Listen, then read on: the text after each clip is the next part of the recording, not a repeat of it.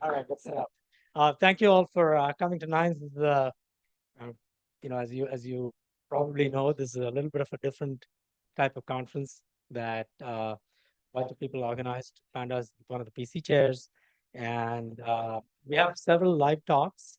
Uh, about 14. Actually, one speaker couldn't make it, so we have 13 plus one talks. We have Bruce giving a keynote, Dave Clark doing a keynote in a live Q&A, two panels. So thank you for coming.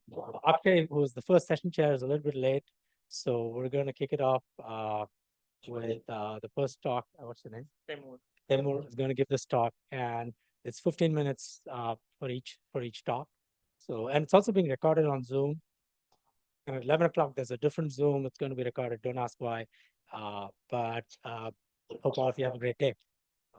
It's Hi everyone, my name is Temur, and today I will be presenting our work which focuses on enabling multi-tenancy for 5G networks through fair resource allocation at the RAN.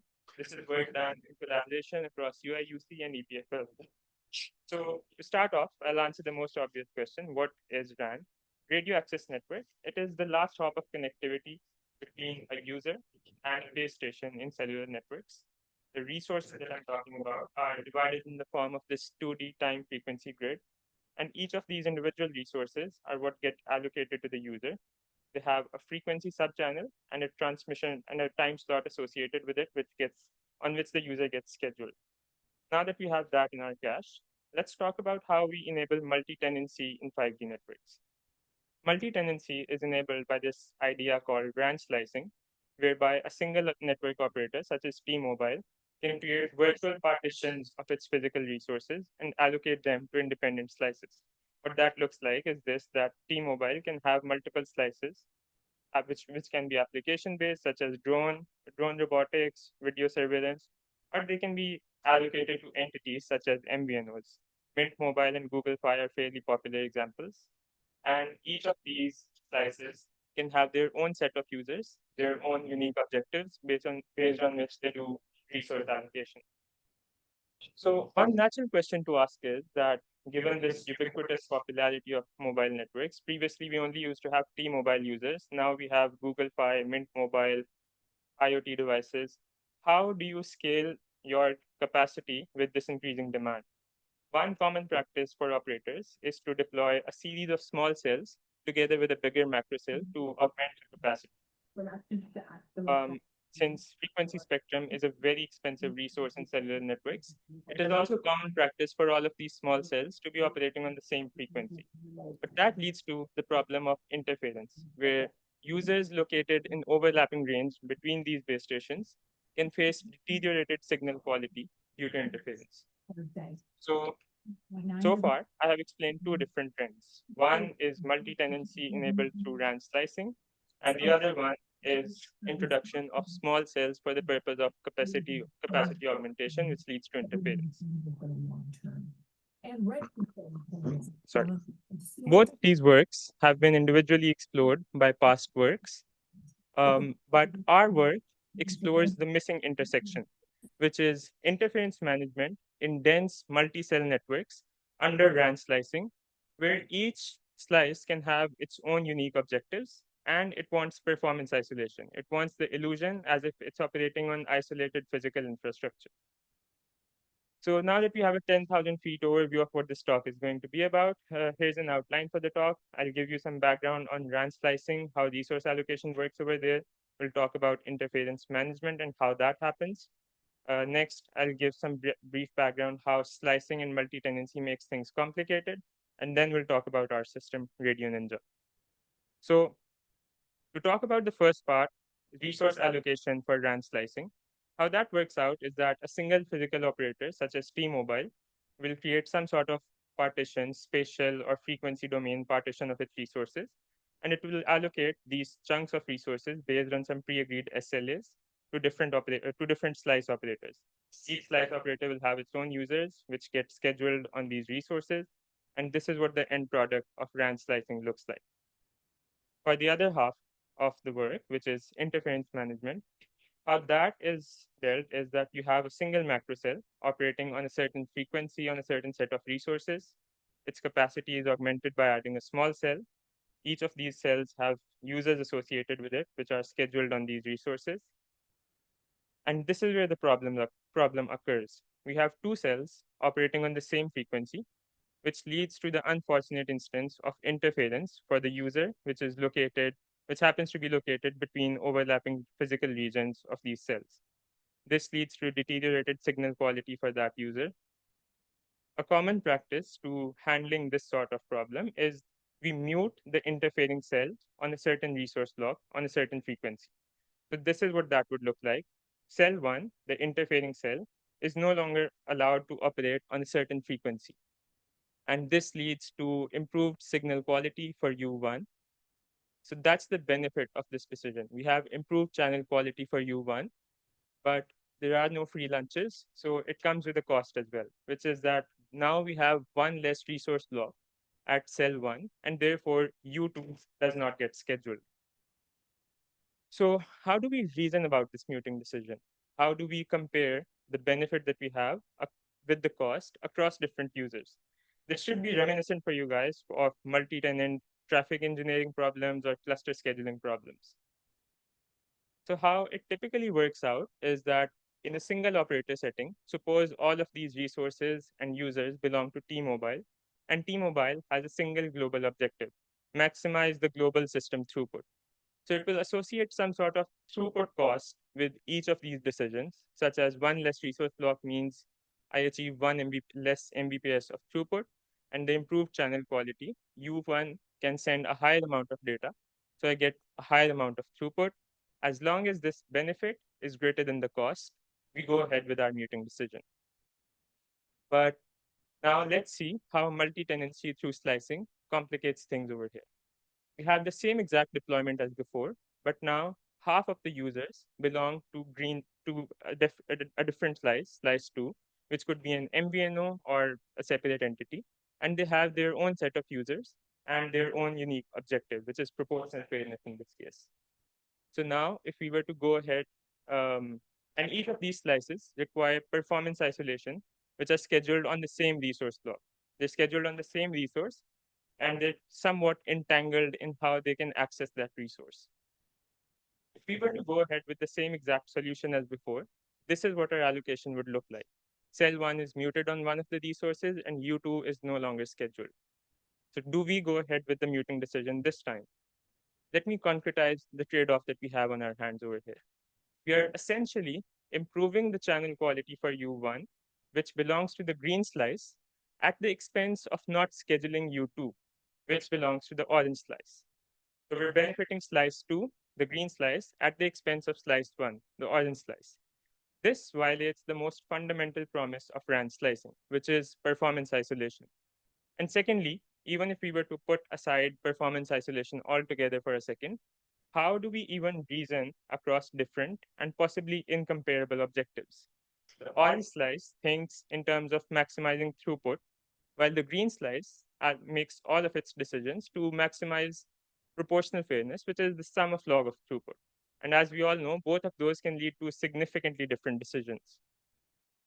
So this is where our work comes in, Radio Ninja. Our first insight over here is that this seems to be an accountability problem. We're thinking of the muted resource as a wasted resource, but that's not the right way of going about things. We should count the muted resource as a resource consumed by the benefiting slice. So in this case, the green slice is the one which benefits from this muting decision, and so we should deduct it from its share at the muted cell. So slice 2's share of resources at cell 1 gets reduced. So for over here, U4 no longer gets scheduled, and instead U2 gets scheduled as is. And now we have maintained the promise of performance isolation, which is that the green slice makes the decision to sacrifice one of its users at cell 1 to benefit another one of its users. Even though we have performance isolation maintained, we still have to reason about how do we make this cost benefit trade-off even within a single slice. We have boiled it down to a very simple benefit greater than cost, but we observe that there are a series of challenges associated with each of these components.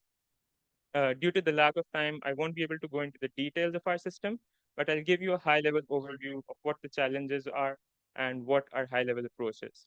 So, first, in order to calculate the benefit and how that is hard, we realize that calculating the true benefit is actually counterfactual. We need to have both of the decisions implemented, and only then we'll be able to observe what the benefit of this decision is.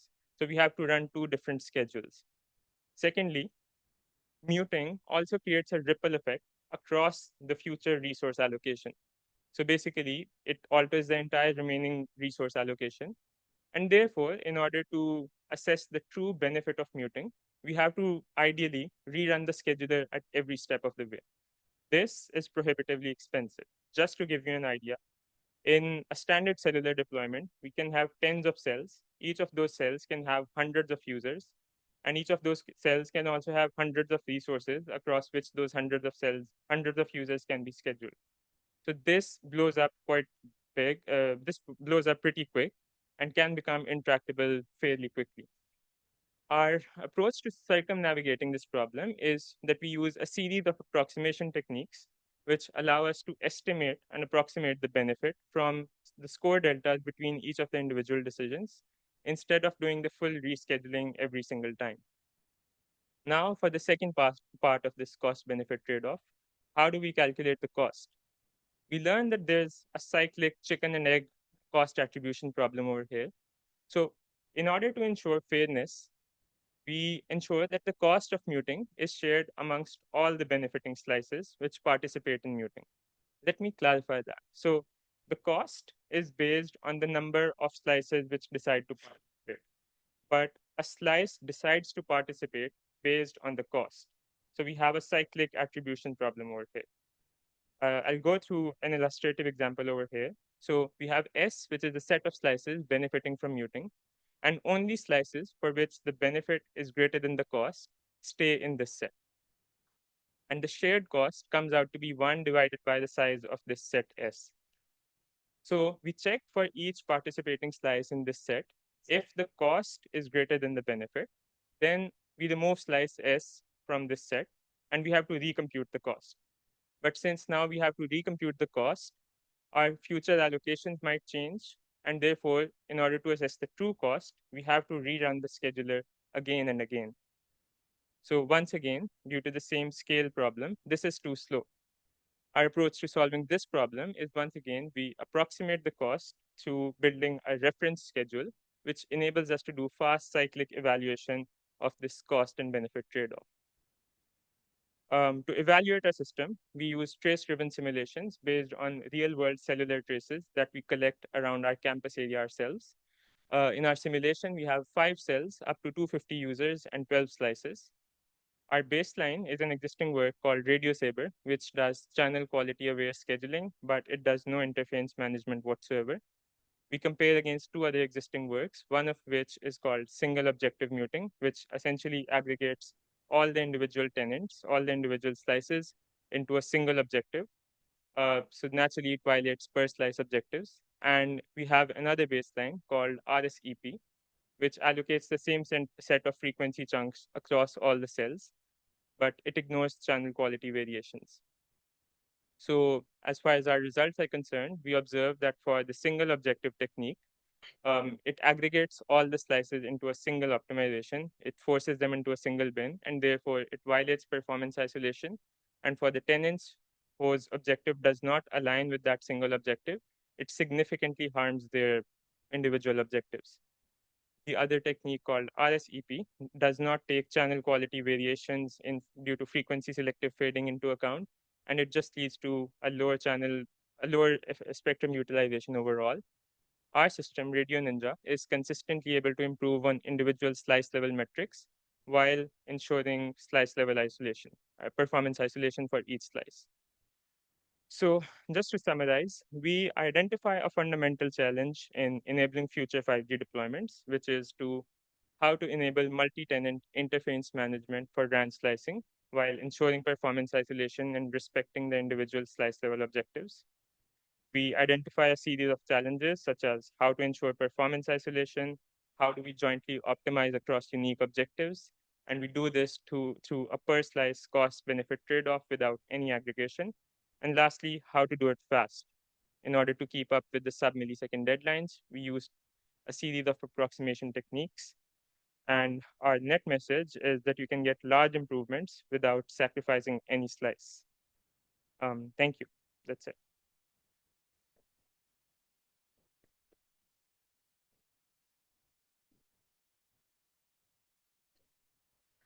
Yeah, go ahead. Yeah, quick question. I was wondering about, like, the analysis is done assuming that the objectives of the slide is static. Yes. So do you imagine dynamic objectives and changing over time, right? So slices can dynamically change over time as long as they don't happen on a sub millisecond time scale. The system should be able to adapt to this because this system runs at the scale of seconds basically. So as long as dynamics It's how are within within milliseconds, yeah.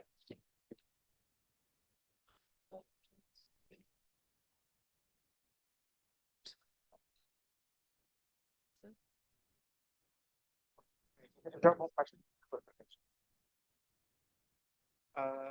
Okay. So again, Akshay's not here. He'll be here soon. I hear he's arrived at Boston. Our next speaker until then is Patia. She didn't have to walk very far. She's within this building. And she's going to tell us rate control for video. Hello, everybody. My name is Panta Karibi, and today I have the honor to talk about responsive rate control in real-time. As an international student studying abroad, the primary means I have to contact my family is through video call. Let me share you a glimpse of how it looks like.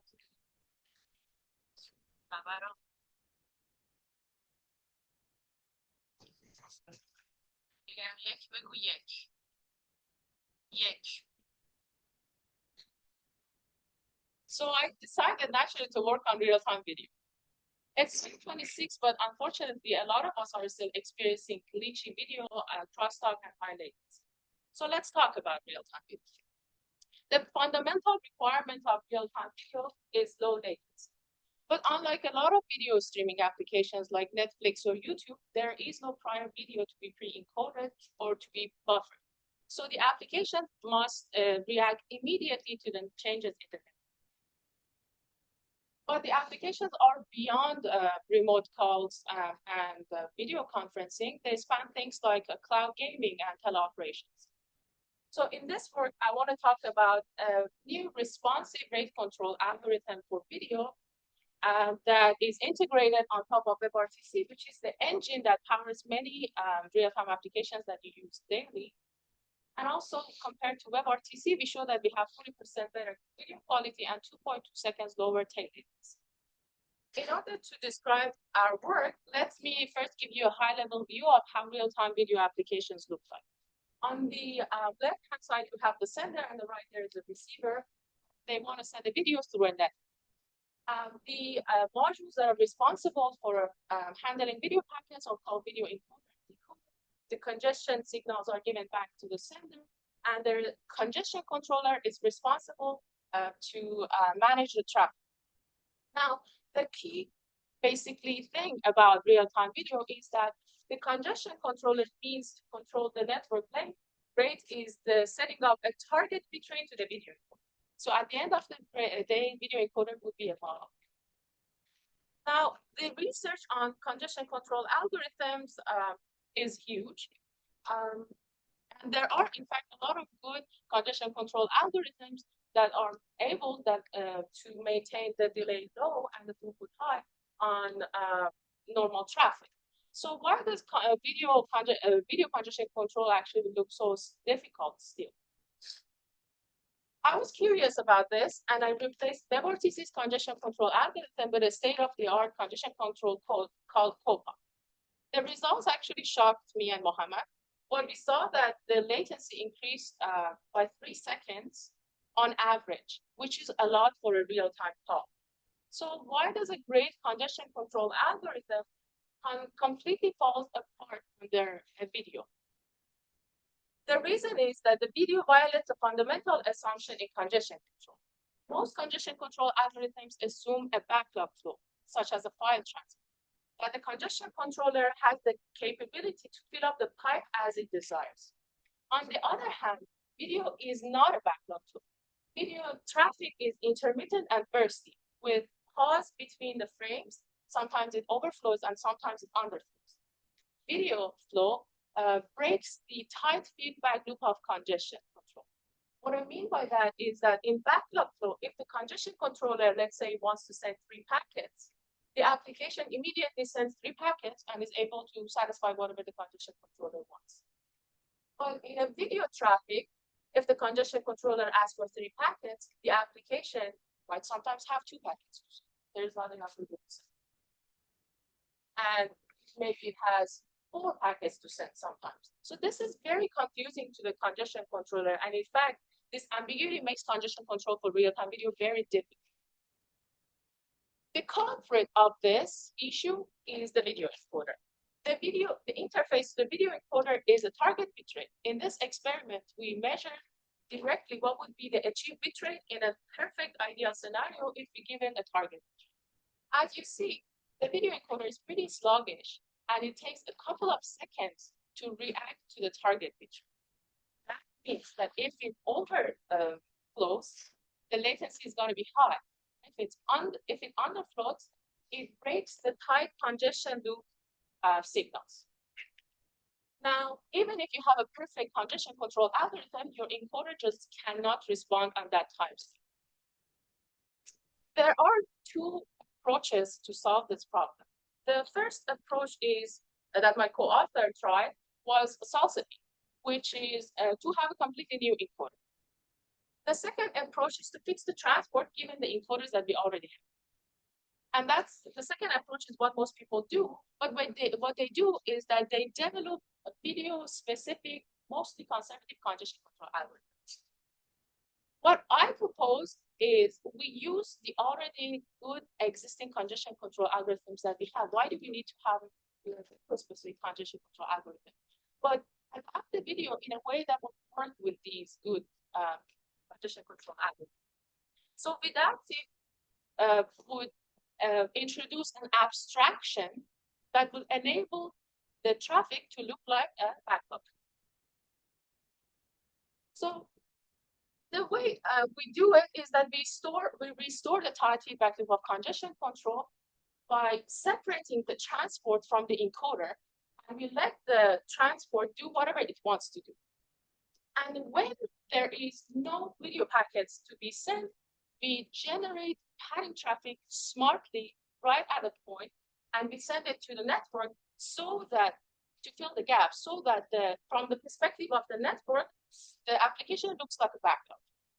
This would enable all the congestion control algorithms that are good at dealing with backlog flow to have correct estimation of the link capacity.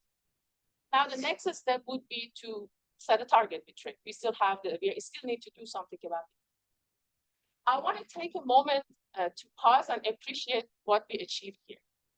In the original problem of real-time video, there is this number in the world called the link rate that the congestion control wants to discover by setting a target bitrate to an unpredictable video encoder. This is a very hard problem. Now, what we have achieved is that we let the congestion controller figure out the congestion control rate. And then in the next step, separately, we provide a target bitrate to the encoder to tame the encoder. Now, what should the target bitrate be? If the target bitrate is set so aggressively, then it could overflow and it will cause high latency spikes. If the target bitrate is set very conservatively, then the latency would be fine, but the quality would suffer. So we propose to set target bitrate at a fraction of the congestion control rate, and the fraction is known for Vidactive. The congestion control rate is known, and the fraction is set dynamically. So this alpha variable that I want to talk about, this variable reacts to variability in the network and in the encoder. If we want to remember, the most important thing about real-time video is a latency. So we have a target latency. We have a latency budget. Let's say we denote it by P. And if the link is good and if the encoder is good and you're living in your dorm talking to somebody else who has a very stable link, then this alpha would shift towards 1, which means the most of the traffic is video traffic. But if the link is unstable or your video is unstable, there should be more margin. So alpha would lead to lower values to have a little bit of cushion for the video. Now, we select alpha by an online measurement-driven algorithm, and the signal we measure is actually pretty cool. We measure the frame transmission times, which is the frame size divided by congestion control rate, which captures both the variability in encoder by the variability in the frame sizes and the variability in the link with the congestion control rate. The way we do it is that we measure a distribution of frame transmission times over time, and we see the slowest frame, and we adjust alpha so that our slowest frame would match the target latency in the next iterations. This way, we ensure that our latency is basically upper bounded by some certain probability. Now, putting it all together, we cleanly separate the transport and the encoder into 2 distinct modules. The first module is the transport that keeps the type feedback loop of the encoder. Oops.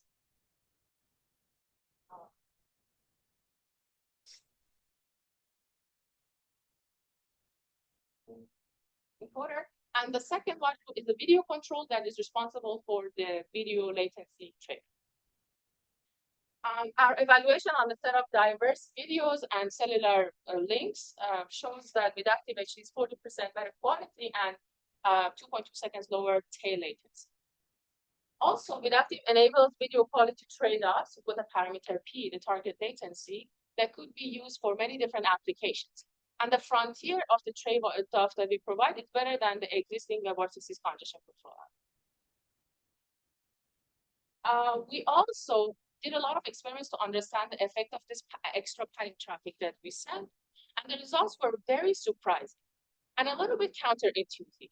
The results show that by sending this padding traffic, we're enabling the congestion control algorithm to keep its type feedback loop and discover the bandwidth faster, which leads to sending more videos. It increased the video latency, video bitrate and video quality, but it doesn't change the latency because the congestion control algorithm working underneath is keeping the delays in the network bounded. So this was very counterintuitive and surprising. And so in conclusion, I presented to you Vidapti, which is a responsive rate control for real-time video.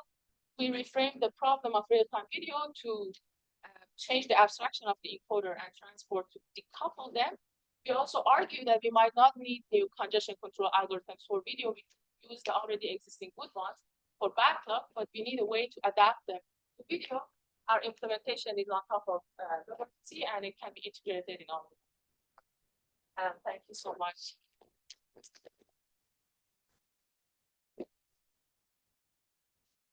So one thing that seems tricky to deal with is when the encoder lags in dropping its bit. Yes, so that problem exists regardless of what kind of congestion control algorithm you use. The way we're dealing with it is that I didn't talk about actually in this talk is that we have these latency control modules that would cause the encoder in case that it detects that there's no way that it can send the video. This is different from what is currently being done by setting the target bitrate, which would lower the target bitrate, but because the encoder has a little bit of delay, it still keeps sending stuff to the network, which causes high latency and completely stopping the encoder off. So I didn't talk about the latency now. Quick question. So you look at a lot of off-the-shelf CCA. They often do things like let's take BBR for example. Right? They'll do things like acquiesce for periods of time in order to probe for mid-RTT. That their probing behavior may increase viewing latency for large duration. How do you combine your system with these underlying CCAs that may do things that are not entirely video friendly? I think that's an excellent question. So my conclusion from this work was that those little queues that these algorithms, so we're not looking at queue-based algorithms, we're looking at delay-based algorithms like COPA.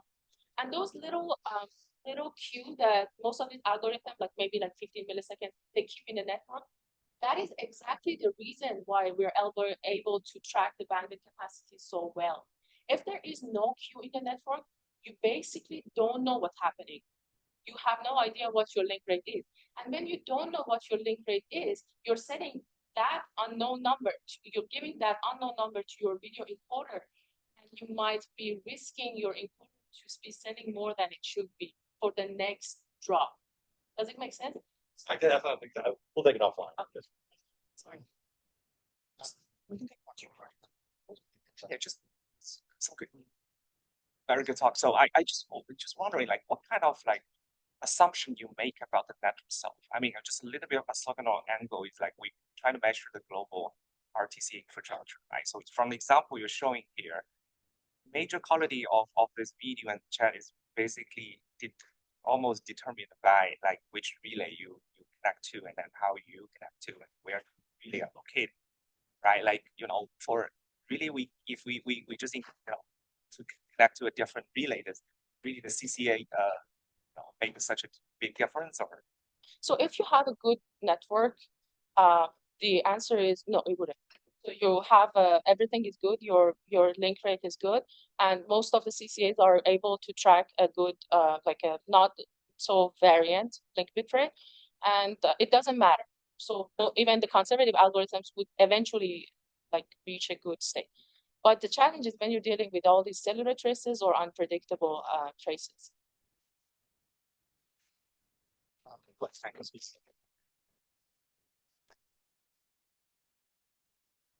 Okay. Train updates. He's at substation. Non-train updates. With Siddhant next. He's joining us from Chicago, so a substantially longer trip. He works with Junchen and Nick Finster. Go ahead. Thank you. Good morning, everybody. I'm Siddhant, and I will be presenting SwiftQ, optimizing low latency applications with Swift packet queuing. And this was work done at UChicago with my collaborators. So let's start with low latency queuing models. Latency sensitive applications need low latency queuing models. An example of such applications might be cloud gaming or voice over IP. And L4S dual queue is one such popular technique for low latency queuing. And in L4S queuing, you have a clear separation between the queues. You have a Q1, which is for classic traffic, and you have a Q2, which is for low latency traffic. And this separation is done at the sender already. Given this, L4S is already being rolled out across multiple telecom vendors. And we can see this is a promising case for use of L4S in ISPs and production networks in the future. So let me give a little bit of background on how L4S exactly works. So L4S piggybacks on the ECN, or the explicit congestion notification, which is already present in the IP header. And it is used to select the queue based on setting non-ECT versus ECT. ECT stands for ECN capable transport. If the traffic is non-ECT, which is set as ECT0, the traffic is put in the classic queue. And if it is set as ECT1, it is put in the L4S queue. Another thing to note is that L4S packets are marked as congestion experience instead of being dropped, as opposed to a drop-based congestion control algorithm. So let's look at a small illustration to understand this a little bit further. So we look at this case where we have the orange packets, which are the packets marked for the classic queues. And we see that across all of the routers, they're always put in the classic queues, irrespective of which point they are in the network. And the blue packets are marked for the L4S queues at the sender. And these decisions are made at the static. And these packets are always put at the same queue at all the hops in the network. So we want to ask the question that can we make smarter queuing decisions at the packet level by accurately predicting the latency of the next packets before they are sent out at the sender itself. So if we go back to this example here, where we had the classic L4S case where all packets of the same flow have the same marking, and all the packets are put in the classic queue, which is Q1. Now we ask the question at the sender, what is the next packet's latency if it instead used Q2 instead of Q1? And if we had a latency prediction model at the sender, which could help us predict this value.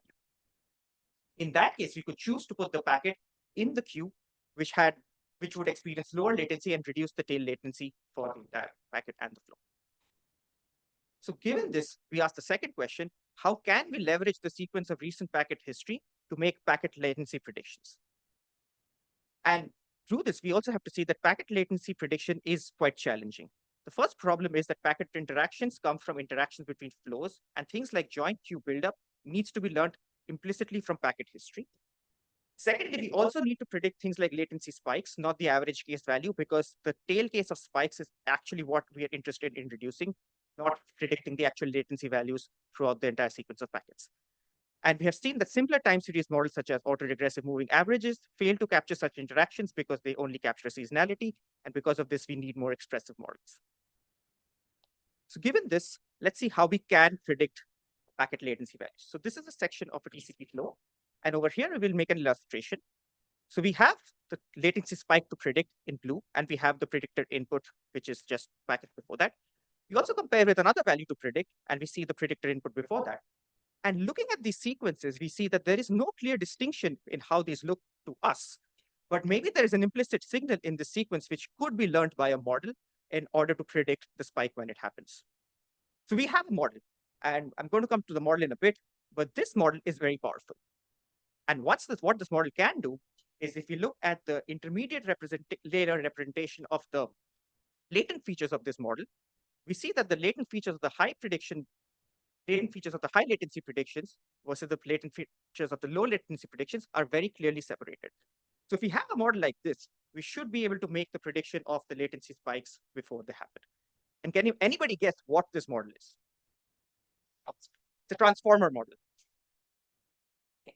So now let me introduce the game changer transformer model, which enables us to do this. So the transformer model is an expressive for time series prediction by using the attention mechanism to capture these complex temporal patterns which arise out of the packet interactions. And this attention mechanism also enables much greater memorization from past learned interactions. We have seen when we have tried to use other models such as LSTMs, they suffer from problems such as vanishing gradients, where during the sequence of events, when you go further into time, the gradients become too small to be actually usable and the learning starts suffering. And finally, one of the great advantages of the transformer model is that your attention can be parallelized, and this greatly reduces the training and inference time while still maintaining the accuracy of the model. And coming back a little bit on this, that why should these packet latency values be predictable? Packet latency values do have learnable signals. For example, these are embedded in the past packet latencies based on interactions which happen using certain TCP congestion control, queue buildup, and backup. We do acknowledge that some latency variations are unpredictable, such as user clicks and link failure. We do not focus on those kind of values for this project. Given this, I now want to introduce SwiftQ, which is our system, which on a sender which is sending out packets to L4S enabled routers has two parts. One, it has a latency prediction transformer. Combined with that, using the prediction, it also has the queue selection logic. I'm going to go over each of these parts one by one. So first, I'm going to talk about SwiftQ, which is training a custom transformer for latency prediction. So we have a model which is either trained or fine-tuned based on recent measurements. And for this, we have three parts and three optimizations. The first is a change focus loss function.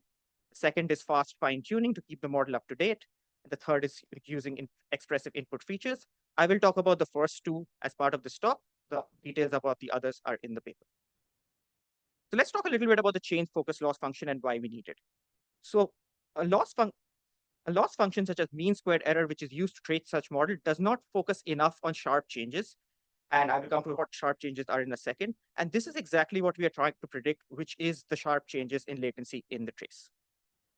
So to solve this, we have a custom loss function which builds on top of the mean square error, which says that, okay, if we have a predicted value and a target value, if the difference between two consecutive timestamps is already greater than a delta, this kind of change should be penalized much more than the case you would penalize in normal mean square error.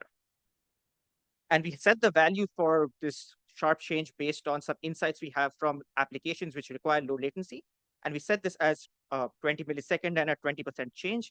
The reason for this 20 millisecond is this becomes quite significant for low latency applications because a 20 millisecond change in latency becomes perceivable for the user for their quality of experience for things like cloud gaming.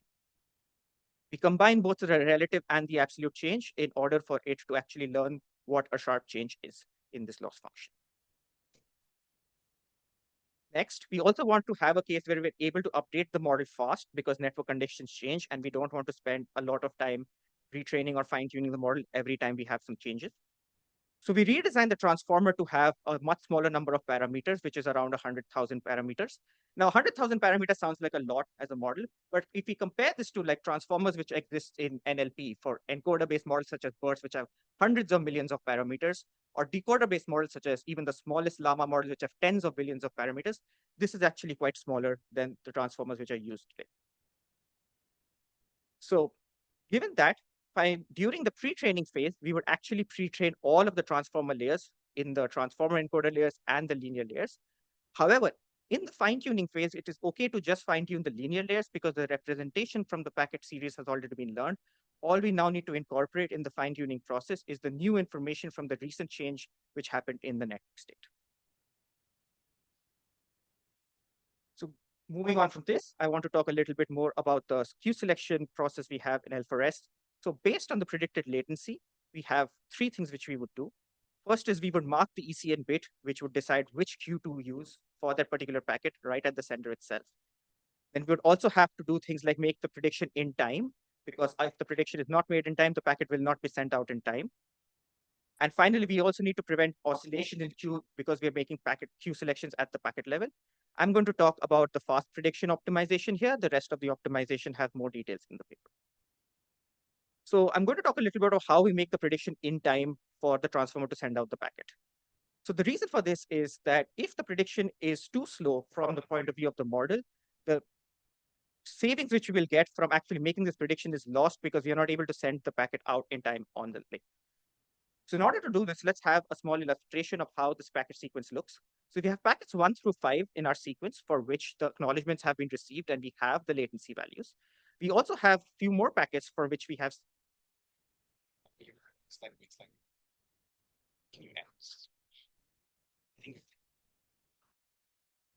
Sure. Yeah. Sure. In the interest of time, I'm just going to go quickly over this. And yeah, so we add packet 6, 7, 8. We have packets which have the latency is not received, but the queues have been selected. Ideally, we want to make the prediction for packet 9, but this would be too slow.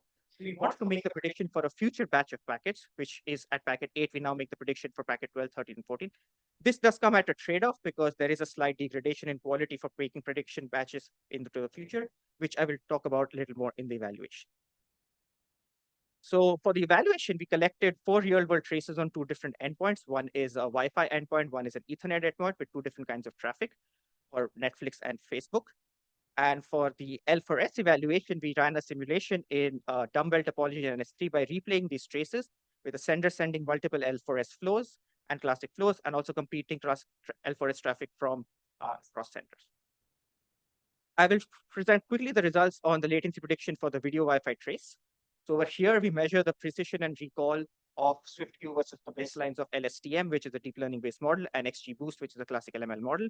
The y-axis is the score, and then we see that our model is able to have 45 to 65% higher latency change prediction as compared to the baselines. I will also show SwiftQ's latency reduction on the video Wi-Fi trace, which over here is the CDF of the latency values, and we can see that SwiftQ is able to achieve 36 to 45% better P99 latency reduction as compared to default L4S and LSTM. We don't have the XGBoost over here as a baseline because the prediction quality is too low to actually have good tail latency reduction. And I will quickly go over tuning the batch size because he said I'm running out of time. That there is a trade-off between using the batch size larger into the future, because if we see that the batch size of 1 actually has the highest F1 score on the y-axis, whereas if we make predictions with larger batches, the prediction quality does suffer. Across our experiments, we saw that the batch size of 8 was usually optimal across all of the traces, and that is what we decided to set for our experiments. We have many more results in the paper. I am going to go quickly over this on sensitivity analysis and ablation studies, and I'm happy to chat more of this offline. And in conclusion, I want to say that we are the first transformer-based sharp latency change predictor for packet latencies, and we have packet level queue selection for L4S to mitigate high tail latency for latency sensitive flows. And yes, thank you.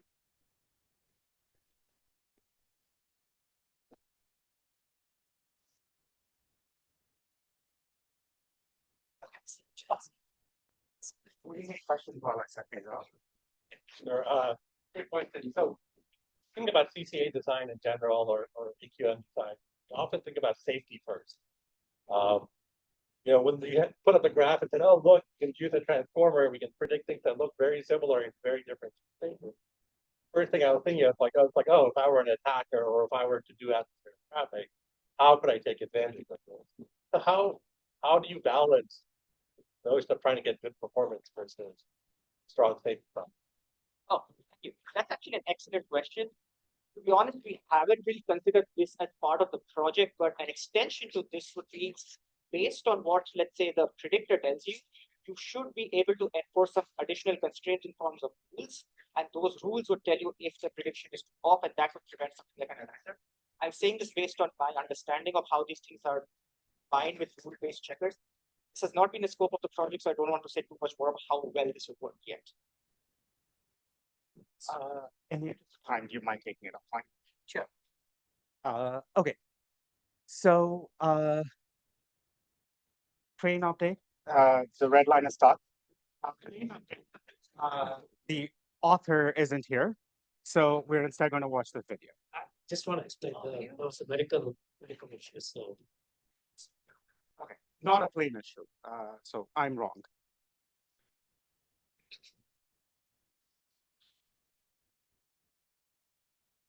Hey everyone, I'm Anup, and today I'm excited to talk about our work on contracts.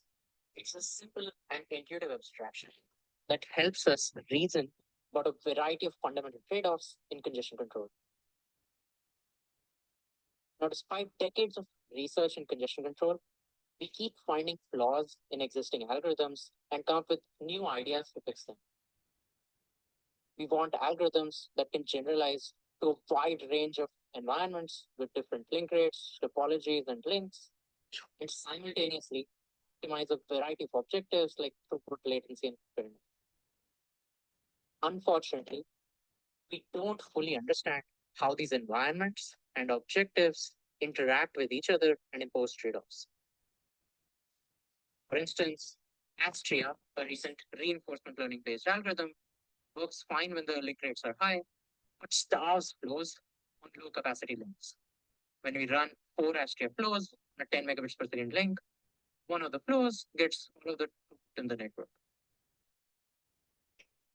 Similarly, AIMD on delay, which is a popular subroutine in many algorithms, works fine on simple dumbbell topologies, but it starves flows on more complicated topologies with multiple bottlenecks.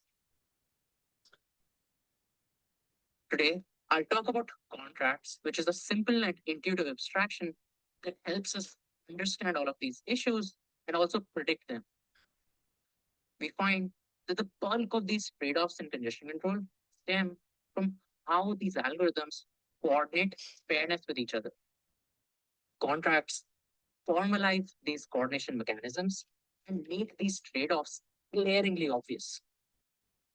They help us expose various sources of severe performance degradation and allow us to build blueprints that CCA designers can use to better navigate the trade-offs.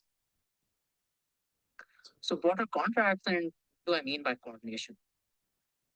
Now, CCAs typically use things like probes to estimate quantities like bottleneck bandwidth or propagation delays and so on. Unfortunately, they can't do the same to estimate how many flows they may be competing with or what their fair share might be. And that's where coordination comes in. So consider these 2 examples here. I have 4 flows in the top scenario running on a 100 megabits per second link with a fair share of 25, and 2 flows in the bottom scenario with a fair share of 50. Now say the green flows in both these scenarios are sending at a fixed rate, which is 75 megabits per second in both these cases. Now, no matter how the red flow varies its rate or probes for capacity and whatnot, its observations, delays, losses, what have you, are exactly the same in both these scenarios. And from these observations, it cannot tell how many flows it may be competing with or what its fair share might be. Now, to get around this, what CCAs do is that they coordinate with each other by encoding information about fair shares into observable congestion signals. So if we were to run Reno on these scenarios, we'd see the flows maintain a different loss rate in each of these scenarios. And by observing this loss rate, flows can infer which scenario they're running on and what their fair share is. But this can be a bit of a weird concept at first.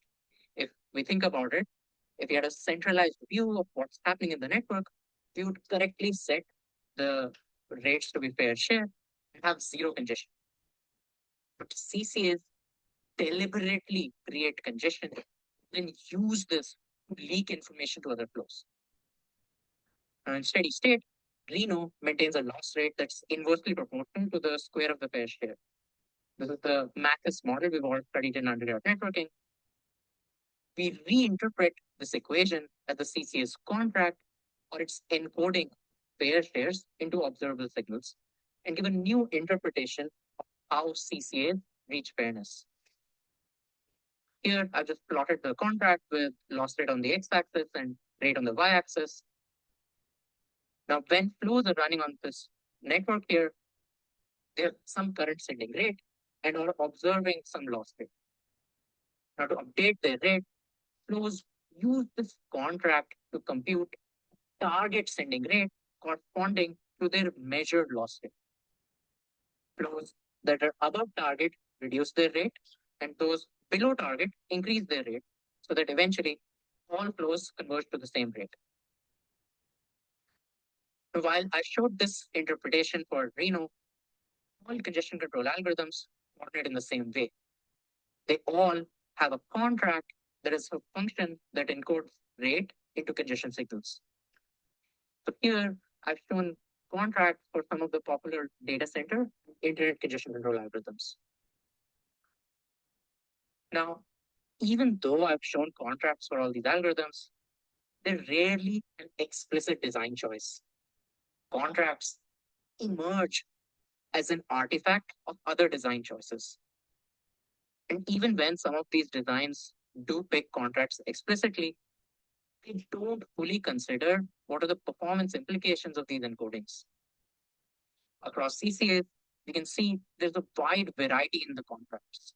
They use different signals, delay, ECN rate, loss rate. They have different shapes, square, square root, and they have some shifts. When we studied the performance implications of these differences, we found a surprising result. This contract choice, one that most algorithms don't even make explicitly, fully determines most of the steady state performance metrics in congestion control. And since one choice fixes many metrics, we find these metrics are at odds with each other. So specifically, contracts determine the CCA's throughput, latency or congestion, fairness, and also how well it can tolerate noise or diversity in network environments. And today, I'll show the tension behind three of these metrics, and this will also help us understand why Astria and AMD on delay, as I've shown earlier in the talk, break or start flows.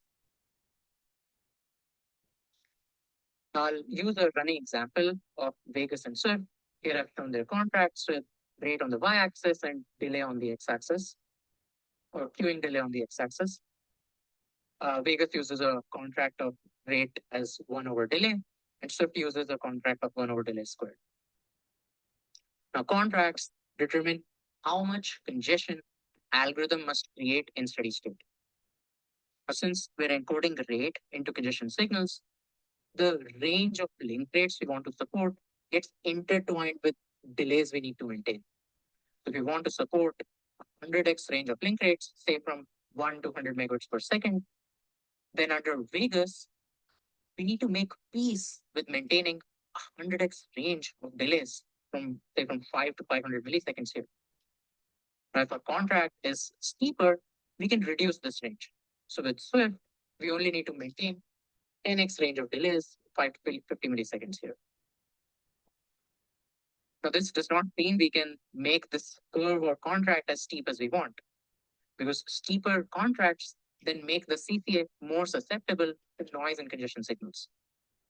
So if you look at these two flows over here sharing a bottleneck, one of the flows, the green one, is running on a wired link, and the red flow is running on a Wi-Fi link. Now, due to jitter in the Wi-Fi link, the red flow has a slightly higher estimate of the queuing delay. And due to the contract, this discrepancy in observed delays converts into a discrepancy in the steady state flow rates. And as we make the contracts bigger, this discrepancy is larger, or worse is the robustness of the CCA to noise in the congestion signals. Now, this trade-off is the cause behind starvation and Astria. A lot of designs, unaware of this trade-off, try to minimize latency. They think that congestion should always be close to zero. After all, we're doing congestion control. This is incompatible with how CCAs coordinate fairness. Specifically, Astria uses reinforcement learning. It defines this fancy neural network architecture, network simulation environment, and so on. But when we look at its reward function, to minimize latency, it sets a zero reward whenever the delay is above a threshold 10 milliseconds. And to honor this reward, the training process learns the following contract. Here, all of the rates between 0 and 10 megabits per second are encoded in this narrow band around 10 milliseconds of delay. Now, this is a bad contract that causes extreme unfairness whenever the fair share is in this region. For instance, we ran 4 Astria flows on a 10 megabits per second link, and the fair share is around 2.5, as shown as the point in the figure. And we find that the flows do maintain 10 milliseconds of queuing in this case, which is consistent with the contract. However, due to ambient measurement noise, one of the flows interprets this 10 milliseconds as a fair share of 7, while the others interpret it as a fair share of 1, and starve in comparison. So that was latency and robustness. I'll briefly describe how contracts also determine fairness on multi-bottleneck topologies. So by multi-bottleneck, I mean topologies where queues build up on multiple hops on the path of flow. A simple example is a parking lot topology. Here, the red flow sees congestion signals at 2 hops in the network. Such a situation can commonly occur when multiple interpod flows contend on a typical data center topology. Now, on simple dumbbell-style topologies, fairness is simple. We want flows to have the same rates. On parking lot topology, the situation is a bit more nuanced. We have multiple notions what it means to be fair. If we still want all the flows to have equal rates, that's typically called as maximum fairness. Another notion is proportional fairness, where since the red flow utilizes twice as many network resources, it gets half as much network throughput. Now, you and me can go on and argue about what notion is good. The point I want to make is that by choosing a contract, we're also effectively choosing the fairness notion that applies on these topologies. Going back to an example with Vegas and Swift, the red flow sees the sum of the delays seen by the blue and green flows. Now, same as before, this difference in observed queuing delays translates into a discrepancy in the flow rates, and steeper the contract, higher is the discrepancy, or worse is the fairness. Now, with this, we can also understand why AIMD on delay slows on parking lot topologies. So while in Vegas and Swift, we encode fair shares into the magnitude of delay, AIMD on delay encodes fair shares into the frequency of delay. It maintains a steady state standing rate that's proportional to the fraction of time delays below a certain threshold. And this is what causes AIMD to start. So if you look at the execution here on the parking lot topology, flows are additively increasing their congestion window whenever the delay is below 50 milliseconds, which is the threshold, and cut their window in half otherwise. Consequently, the blue and green flows oscillate their queuing delay between 25 and 50 milliseconds on their respective hops. So now the red flow observes the sum of both of these delays, which is always above 50 milliseconds. Consequently, it has no incentive to ever increase its congestion window, and it stops. Now, this was just a glimpse of reasoning we can do using contracts.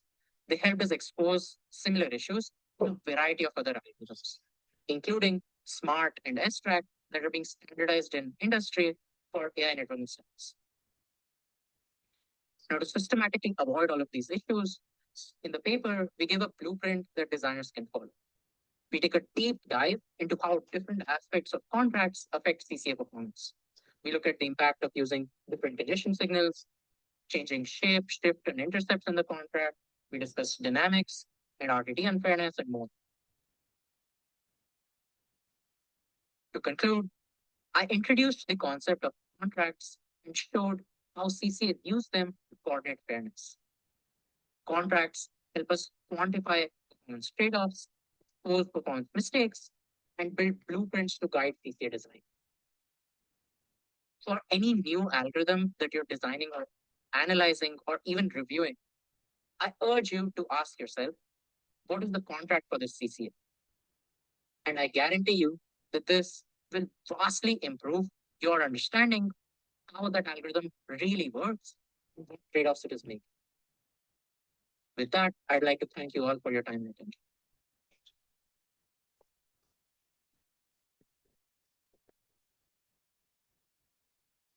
Okay. I'm currently senior from Tsinghua University. In recent years, Let's, operators have been let's ignore my computer. In the interest of time, we will not take questions, so we'll just move on to the next session. For people who are interested, the train has actually arrived, so Akshay is here now. So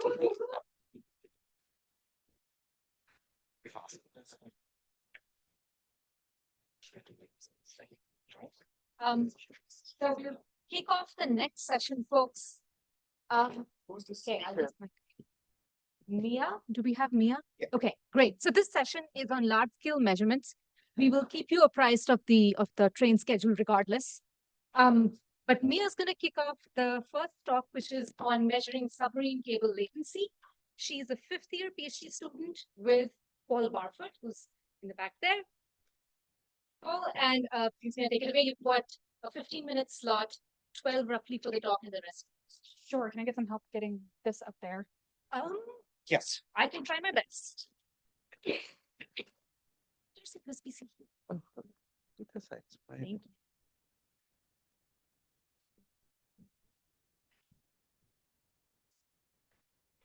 Just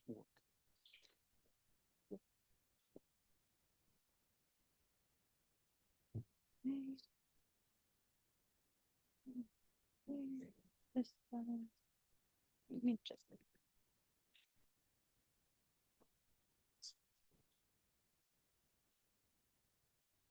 Okay.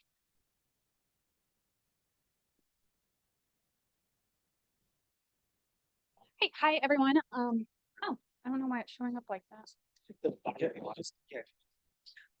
Okay.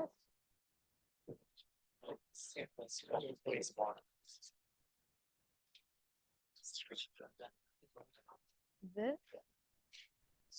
There's a way to switch it here. Yeah, there's a swap display. Okay, that's fine. Thank you. I'm sorry. It takes a few different PhDs. I'm not kidding you. So You here's- just do White it screen. Different text. What was that? Swipe. Cross replays on the top. It's on the top. Okay. Oh, yeah. It's on the top there. Okay, I cannot see it. Go on. Yeah. Okay, perfect. Okay, thank you all for your patience. Okay, so hi again. My name is Mia Weaver, and I'm a graduate student at the University of Wisconsin-Madison. And I will use the microphone. So today I'm going to be introducing my paper, Monitoring Latency on Submarine Cables, Limitations and Opportunities. In this work, we develop a capability for capturing packet latency on submarine cables using active measurement. So I'll start with a quick overview of the submarine cable network, or the SCN. The SCN consists of over 500 submarine cable systems and carries more than 95% of international traffic. These cables run directly along the ocean floor and surface at landing points, though they typically connect to layer 3 infrastructure at further inland points of presence, or POPs. With growing demand from cloud services and AI, tech companies are investing heavily in expanding this infrastructure. With this expansion comes a need for better understanding the full scope of the SCN's behavior. We can better our understanding through measurement, revealing how submarine cables respond to workload, environmental factors, and operational conditions. This paves the way for better network design and management. In this work, we use traceroute measurements of packet latency to estimate minimum round-trip time, or min-RTT, on submarine cables. We focus on min-RTT for a variety of reasons, chiefly because it reflects a physical baseline of a path and implicitly carries path change information. Changes in min-RTT indicate changes in underlying infrastructure, and there will be more on that later. The goal of this work is to address the question of what it would take to develop a cost-effective capability for wide-scale monitoring of packet dynamics in the SCN. However, developing such a measurement capability poses several technical challenges. Submarine cable ownership is distributed and largely private. Therefore, large-scale passive measurement is infeasible. We must rely instead on traceroute measurements from active probe platforms such as RIPE Atlas, which introduce their own issues. For example, we need to identify vantage points whose measurements actually cross the target submarine cable, and then find a way to extract meaningful information from this inherently noisy probe data over these cables. And this noise can come from sources such as upstream congestion or slow ICMP packet handling. And for more information on noise inactive probing, please refer to section 2 of our paper. In the following slides, I will discuss how we address these challenges inherent to active measurement and develop a methodology for vantage point selection and min-RTT estimation in the SCN that raises the current state of the art. I will also introduce a particularly damaging source of measurement noise and discuss how our methodology handles it. So for selecting vantage points, we begin with the infrastructure itself. We constructed a detailed view of the cable systems that we aim to monitor. We ended up building a data set of around 350 cable systems from public maps, connectivity maps, and operator documentation. This knowledge base supported our vantage point selection, and this data, along with our selected vantage points and the identified submarine link IP addresses, will be made publicly available. Now I'll give an overview of how this information guided our vantage point selection. For vantage points, we used RIPE Atlas due to its geographic coverage and easily accessible measurements. We started with detailed knowledge of the target submarine cable segment, and then searched the full set of RIPE Atlas anchors for vantage points that are, most crucially, near a coastal POP, where nearby target submarine link operators are present, and ideally operated by entities that use or peer with users of the submarine link. I note that by submarine link, I'm referring to the consecutive pair of IP addresses in a traceroute that cross submarine infrastructure. So our goal with this step is to identify multiple vantage points to monitor each submarine link, and there will be more on why we want multiple vantage points later. The figure that you see here shows the anatomy of our measurement setup. The red solid line shows the underwater portion of the submarine link, whereas the black dotted line shows the lower level infrastructure that's invisible to traceroute view. So the ingress is the first hop of the submarine link, and the egress is the second hop of the submarine link. In total, we analyzed traceroute samples from 101 submarine links connecting all major regions of the world and spanning 32 ASs. We found on average just under 8 RIPE Atlas anchors for monitoring each of our links. And this here shows our coverage that we achieved highlighted in red. So now that we have our vantage points and a set of measurements crossing the submarine cable network, let's dive into the development of our min-RTT estimation techniques, starting with a brief overview of some fundamentals. Under stable routing and fixed probe sizes, an RTT can be viewed as the minimum delay R plus some congestion term Q. We denote RTTs to the ingress of the submarine link as R1 and RTTs to the egress as R2. And you can see what this looks like, where O there is just the source node, the anchor. So we have the measurements from O to I and then O to E and then reflected back to the origin. So each traceroute provides up to 3 samples of R1 and R2. And these form the basis of our min-RTT estimators. Extracting the submarine link's minimum delay from R1 and R2 requires that reverse paths from the ingress and egress points share the same route, save for, of course, the additional hop from the egress E to the ingress I. This is an assumption that we call maximally shared paths, or MSP. And we can see what MSP looks like in this plot here. When MSP holds, we can estimate the submarine link's minimum RTT by simply subtracting the minimum R1 value from the minimum R2 value. We refer to this estimation technique as an unpaired estimator, and it is also illustrated in this figure here. And the unpaired estimator output would be 70 milliseconds for this. MSP is, however, an unsafe assumption. This is because it is possible for the reverse path from the egress point to take a different route through the network.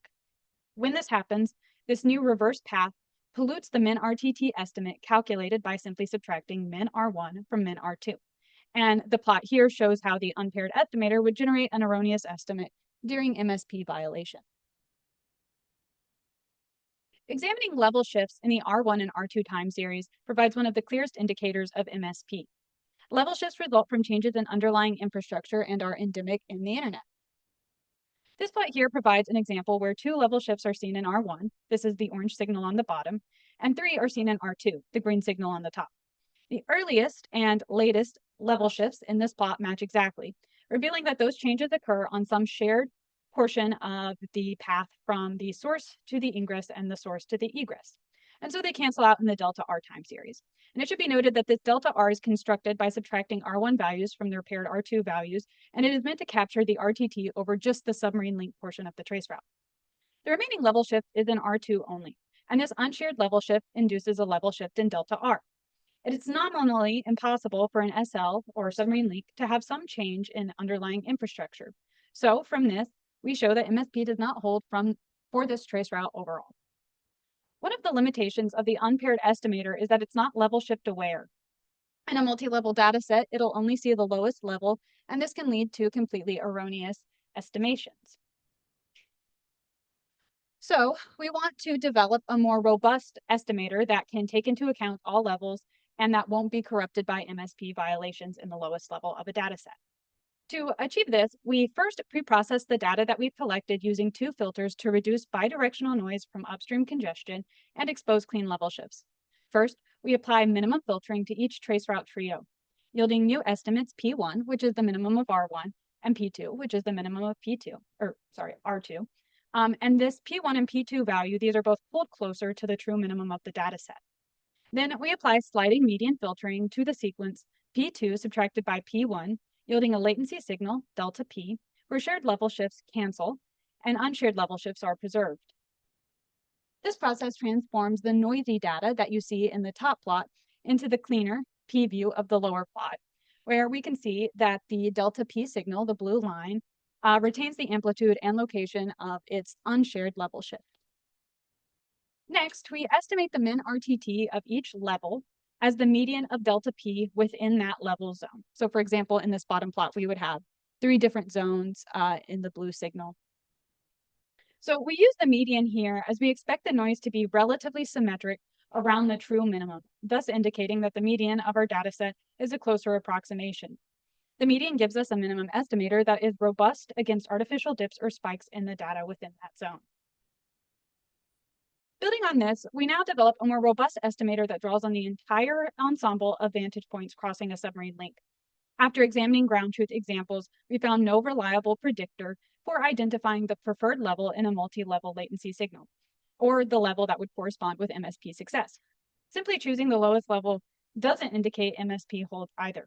And oftentimes, in the case of submarine links with no level shifts, we still see that different vantage points capture completely distinct latency profiles, and we have no mechanism to confirm which time series best reflects the true minimum RTT.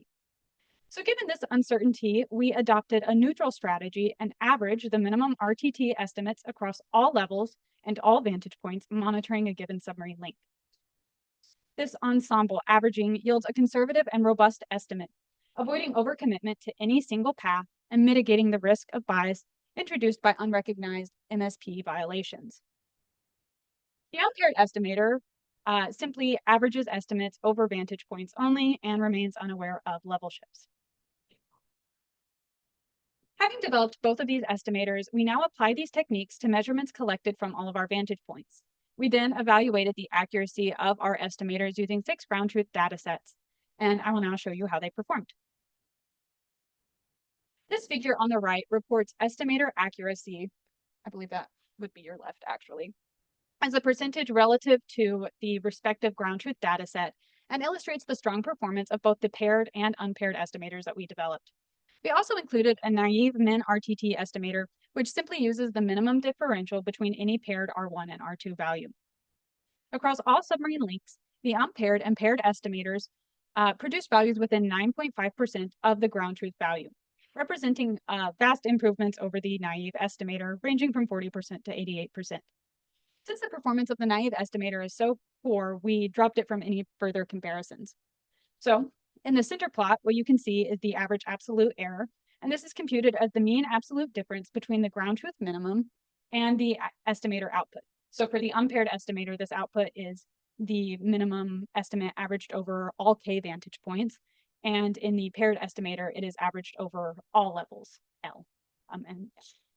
So the leftmost plot, sorry, that would be your rightmost. So the rightmost plot shows the worst case absolute error, or the worst estimate yielded by a single vantage point. Notably, the worst case is only about twice the average error, and the relative improvement that we see in the robust estimator, again in dark blue, is consistent with its robust characteristic. So in the worst case, it achieves a slightly less polluted or noisy output. And this here is just a real world example that shows a case where the paired estimator performs better than the unpaired estimator.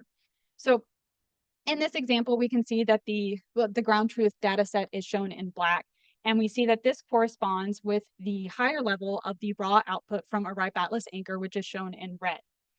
Here, in this case, MSP holds at the highest level. If we were to simply take the lowest level as our minimum estimate, our estimate would actually be moving further away from the true minimum. So this shows the risk inherent to assuming that the lowest level corresponds most closely with ground truth. What these examples make clear is that the accuracy of any estimator is ultimately bounded by whether MSP holds. And because MSP is rarely guaranteed, this has important implications for what kinds of fine-grained measurements we can hope to obtain. In ground truth, where MSP holds, we found that estimates of the mean and minimum RTT are typically so close that they are practically indistinguishable. However, in the case where MSP does not hold, then the difference between the true minimum and mean RTT would be negligible compared to the spread of the levels that we observe.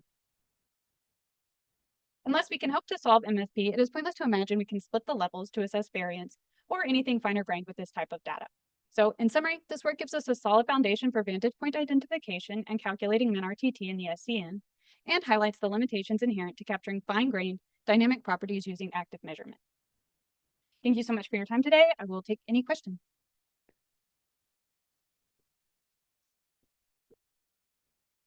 Do we have any questions for Leah? Sure. Wow, I did not see that one. Hey, can you just explain what ground truth was? Yes, so the ground truth were data sets that were provided to us by ESNet, and they are perf sonar nodes that are located right at the ingress points of submarine infrastructure. So one thing I would assume, so I'm pretty naive about submarine cables, so it takes the grain of salt. I would assume that compared to terrestrial, land cables, they're probably much more geographically like line of sight, sort of correct. Mhm. You look at like, okay, distance estimates versus min latency, do they end up having a much stronger correlation than, endpoints on land? We didn't compare to endpoints on land or terrestrial infrastructure. All right. In the interest of time, let's thank Mia once more. And our next speaker is Rashna. Yes, Rashna from Northwestern. Rashna is advised by Fabian, who is also David Fabian. Let's start this trend. And Rashna is going to talk about CDN replica selection. Right. So, I guess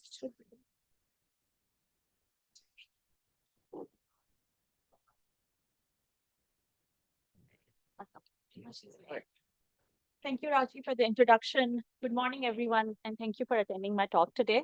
I'm Rashna Kumar, a final year PhD candidate at Northwestern University. Today, I'm presenting our work, Who Holds the Steering Wheel? Opacity and Consolidation in CDN Replica Selection. This is a joint work with my advisor, Fabian, and collaborator, Marcel.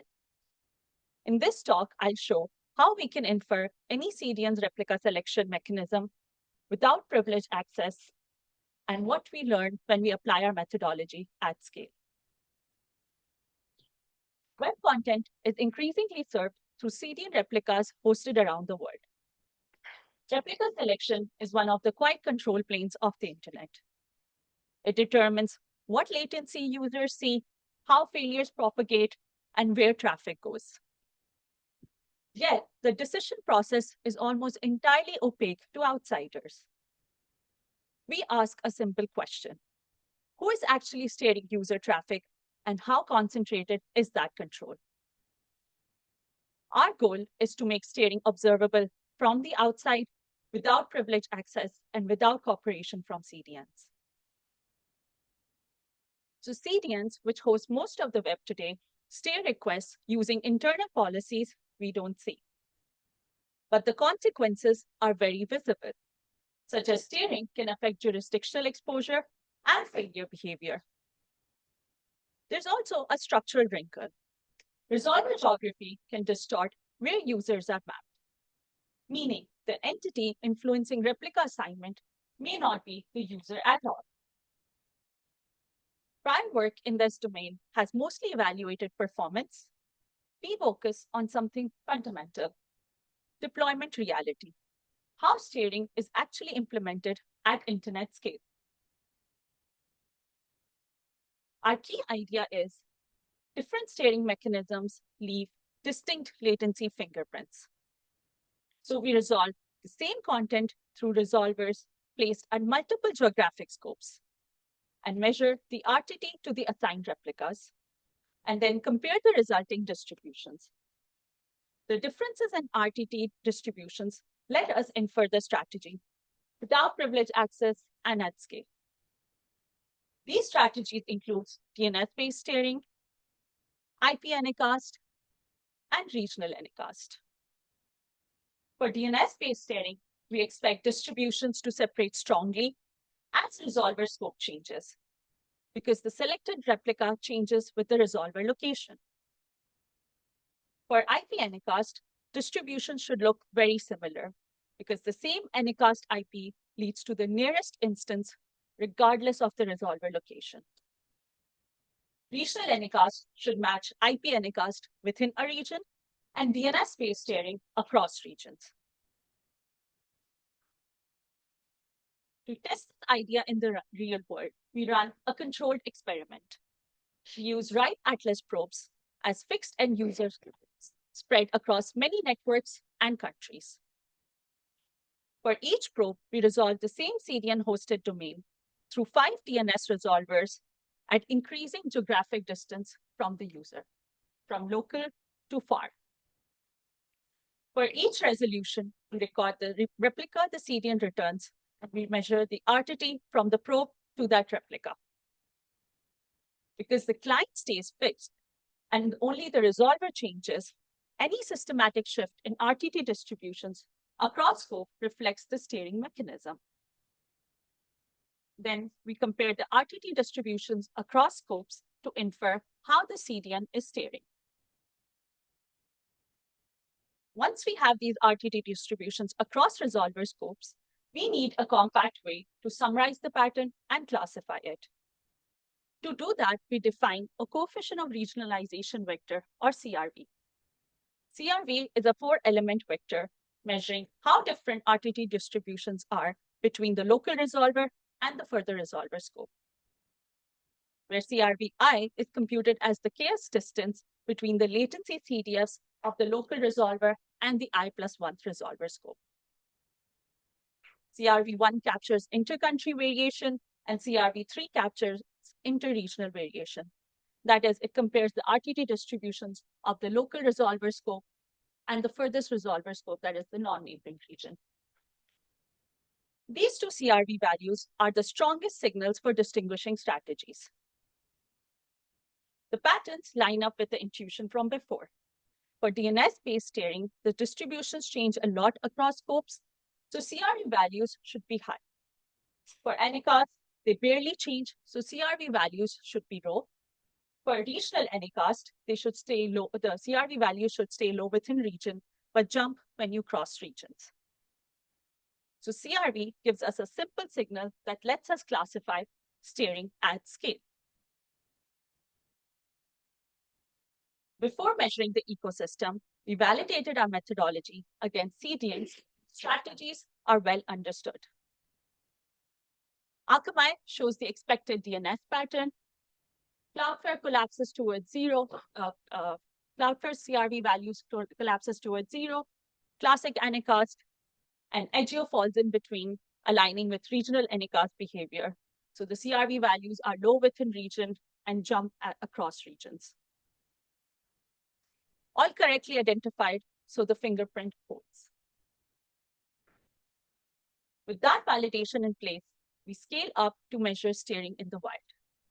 We run our measurements across top 1,000 sites in each of the 19 countries, covering about 66% of the internet users worldwide. Across these sites and countries, we find 17 unique CDNs. These include both hyperscalers and regionally important CDNs, such as Axion, Medianova, and Genix. The full list is included in the paper. Using the same pipeline, we classify the steering behavior of these 17 CDNs. Importantly, our vantage point spans 6 regions, so our study is not biased to one part of the world. With this scope, we can now ask what steering strategies dominate globally and how that varies by region. Now, to the first global takeaway. DNS-based steering dominates. Across our dataset, 12 of the 17 CDNs use DNS-based redirection. And DNS-based CDNs dominate overall prevalence and delivered bytes. Regionally, DNS-based steering is the most common strategy almost everywhere, except Europe, where Anycast is more common. DNS-based steering dominates overall, but some CDNs use more than one mechanism. Google is a clear example. Across our sample Google attributed resources, we see a roughly even split between DNS-based steering and IP Anycast. To make that concrete, here are a few examples. We observe Google's first-party domains like google.com and youtube.com appear DNS steered. In contrast, third-party domains served from Google infrastructure like snapchat.com, chess.com appear Anycast steered. So steering is not one strategy per CDN. It can vary across services within the same provider. And this is where our methodology matters. It can separate steering behaviors even within a single operator and ties into the specific service, showing which one follows DNS-based steering and which one looks Anycast-like. To close, the key takeaways are this. Replica selection is hidden, but it shapes outcomes. We make steering observable with unprivileged latency fingerprints. And at scale, we see DNS-based steering still dominates, with some regional variation and some large CDNs using mixed strategies. As DNS resolvers consolidate, influence over steering concentrates, raising questions about resilience, sovereignty, and control. Our work allows those questions to be measurable at internet scale. Thank you. I'm happy to take any questions.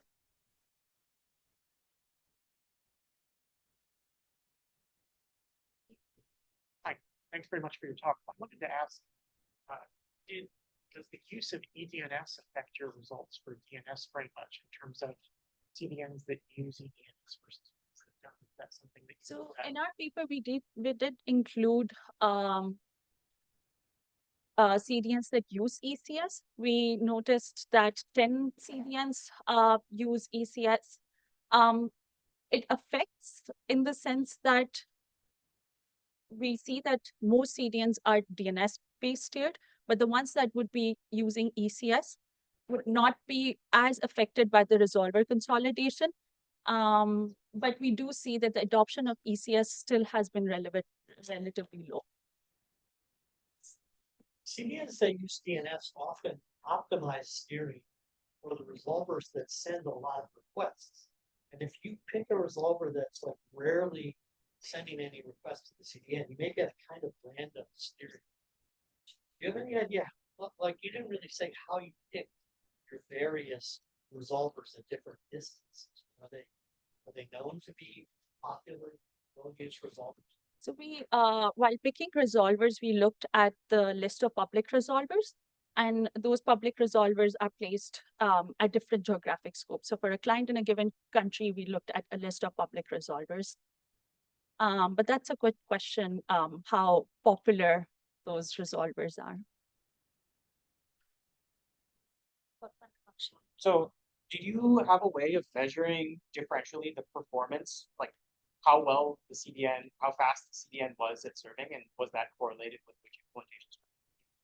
So in this work, we do not focus on the performance. Our main purpose of this work was to propose a methodology that without any privileged access, without any information from the CDNs, we can observe what steering behaviors the CDNs are Next using. year at NINES, should we expect to see a paper correlated? Is that like a possible thing to do?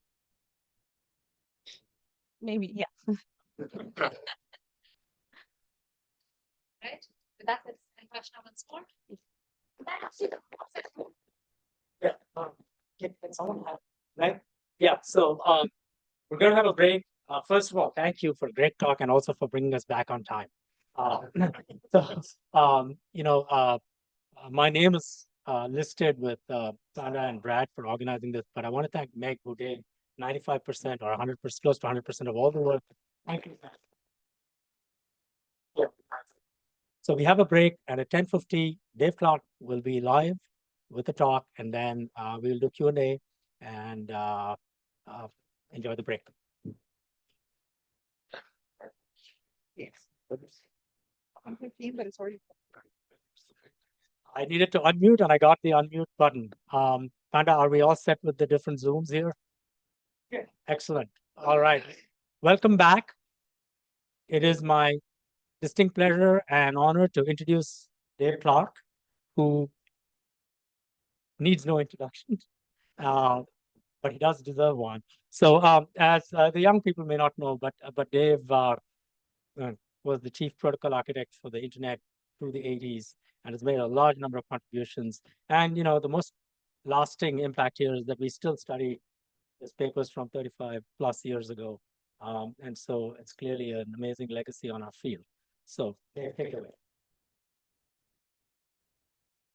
Scott asked me if, I think he asked a few people if they'd like to write, I guess you might call it a position paper intentionally designed to start a conversation. So there is no paper. I recorded this talk, and then I realized everybody here was live, so I said I'd give the talk live anyway. But as I say, there's no paper behind this. There's no research. This is just some ideas that we might talk about, and I hope we can start a good conversation. I'm going to talk about two topics. And the first one, I have to go back in time a little bit. The very first SIGCOM, when there was an outrageous opinion session, I gave a talk that was titled, "We Should All Become Economists." I later also gave a talk that said we should all become lawyers, but I want to go back to the economics. I want to tell you two stories from the 1990s, which profoundly affected me. The first one, I was talking to an economist that deeply understood the internet. I've told this story 100 times, but it was a transformative story, so I'm going to tell it again. And he said to me, the internet is about routing money, and routing packets is a side effect. And you screwed up the money routing protocols. And I said, I didn't design any money routing protocols. And he said, that's what I said. And of course, in the 1990s, we were designing all this wonderful QoS stuff, diffserv and intserv, which actually sort of like works. And I went to the CTO of the largest of the networks, and I said, hey, this is really cool stuff, and you should turn it on. And he said, no, which was a clear answer, but the wrong one. And I said, why not? And he said, why should I spend money to turn on quality of service so that Bill Gates can make money selling internet telephony for Windows? And I said, oh, there's a money insulator between the IP layer and the apps. Well, actually, we thought there should be a money insulator, but there are places where it got us in trouble. So what I learned from that is that the shape of the systems, the shape of the future is defined by money and who's going to invest in it. It's not just tech innovation. Now, let me be more specific. Why am I concerned about money routing? I'm concerned about money routing because I'm concerned about whether decentralized systems can survive. Decentralized systems are important because they diffuse power. I don't mean electricity, I mean the power to control what other people do. Centralized systems like Google and Facebook concentrate power. And what I think one of the ways we can try to diffuse that power is by building systems under decentralized control. We can also try regulation, but so far that hasn't worked very well. But for a decentralized system to be viable, all of the players in the system have to understand how they can recover their cost and make money. And you also want to make sure that you don't accidentally create a monopolist who then sucks all of the profits out of the system. The internet's a decentralized system, 77 autonomous systems. The money routing protocols have evolved. We understand what transit is. We understand what revenue neutral peering is. They sort of emerged. It's an emergent money routing model. Okay. And in fact, it can break down. About 10 years ago, Netflix, as the champion for the content people, went to Comcast as the champion and said, we want revenue neutral peering with you to connect our caches, because the routing protocols that we are using are the same as the routing protocols that are imposed during revenue neutral peering. And Comcast looked at them and said, no, you're a commercial customer, you're going to pay us. They said, no, we want revenue neutral. And Comcast said, no. And the spat actually got severe enough. They went to the FCC and they sat in the chairman's office and they started bitching. And the chairman at the time, Tom Wheeler, listened to him for a while and said, did you come here to tell me that you want the FCC to regulate internet interconnection? And they said, oh my God, and they ran away. And he actually thought it was quite funny. He laughed about it afterwards. But, and it did get resolved slowly. By the way, Netflix pays, but they don't pay much. It was a matter of principle. And by the way, I don't have time to tell this story. If I run out of questions, I'll tell it. But I once chaired a meeting in which, talking about diff-serve and int-serve, in which I raised a question that caused the ISPs in the room to think that what I was saying might destabilize the revenue neutral peering model. And I had never been in such a violent meeting. Literally, people slammed things on the table and said, who gave you the permission to call this meeting? They were running out of the room. They slammed the door. Anything that destabilized that weak norm was terrifying to them. Here's another example of a system that is decentralized and has money routing in it. That's the DNS. Lots of systems that resolve names. They have, you can buy names here and there. You can store them here and okay, all these things. But the money routing protocols are defined top down by ICANN in the contracts that you have to sign if you want to be a registry or a registrar. Now, nobody likes ICANN's rules. Everybody says, oh, he's getting too much money and ICANN charges too much and blah, blah, blah. And the revenue and the multi-stakeholder process is broken down. Yum, yum, yum, yum, yum. Nobody likes it. But everybody knows what it is. And it's stable. And that's what people need in order to come into an ecosystem and make money. So, in fact, we know where the money routing protocols in the DNS came from. They're top down from ICANN. Okay. If you look at something simple like the web, I pay for my server, you pay for your server. There isn't anything in the middle. There's a very simple model that pays for that. It's called bill and keep. Did we actually need a name for that? Yes, because it's only one of about 13 billing models that you can come up with. Now, the apps today are where this problem is arising up the layers. It's the centralization of Google and Facebook, all these things. And that's what I'm worried about. Now, we don't teach about money routing in computer science classes, and I think maybe we should. I don't know many economists that think specifically about this problem. If they do, they're probably in a sector called industrial organization, but I'm going to say just a little bit more about this later. But the other thing we don't teach about in computer science classes is system modularity as a strategy for managing power. I mean, power as a sociologist or a political scientist talks about it. And I think maybe we should teach that too. Sociologists and political science do think about power, but they don't understand system modularity. So I've been trying to talk to sociologists and I found the conversation difficult. You look at an example, I mentioned the web, build and keep. Let me talk about a decentralized social media app that's called Blue Sky. Blue Sky, there are lots of things around the edge called personal data stores, okay? And you pay for yours and I pay for mine, or maybe they give you one for free because they're generous, but it's sort of build and keep-ish. But in the center, there are two big components. There's something called the the relay, which crawls all of the personal data stores and pulls off all the new stuff and produces a feed they call the fire hose. And then the fire hose feeds into something that's called the app view. And the app view is where they build a unified model of each post. And then you do that's where then they feed, and people get feeds out of that. How are the relay and the app view paid for? Well, Blue Sky started with a charitable donation from the founder, whose name escapes me at the moment, but I'll think of it. And then they didn't quite have enough money, so they took some venture capital money. And now the venture capitalists are coming in and saying, by the way, how are you going to pay me back? This is being recorded, isn't it? We didn't have to put it on. That's all right. No, I can say this. The Blue Sky people are actually worried that the board of directors is going to make them be evil in order to make some money. Now, every component in Blue Sky is open source. Okay, there's open source for the relay and so forth. So they've been trying to persuade somebody to bring up a second one, so that if the board of directors pushes them to say, well, if I'm evil, they're just going to use this other one over here. But then how would the second one be paid for? I'll come back to that. Let me look at another system, which is interesting in terms of money routing, and that's Signal. Signal is not a decentralized system. The creator of Signal, Moxie Marlinspike, has a very interesting blog in which he said decentralized systems cannot survive in the real world. He's just very cynical about it. He said, so I have to make a strong commitment to you because Signal is centralized. Here is my promise. I will never charge you money. And I will never profile you and show you ads. Well, they can't profile you because it's all encrypted. So how does Signal make money? It's a 501c3 and they live on charity. It's cheap. It costs 10 cents a month to use Signal.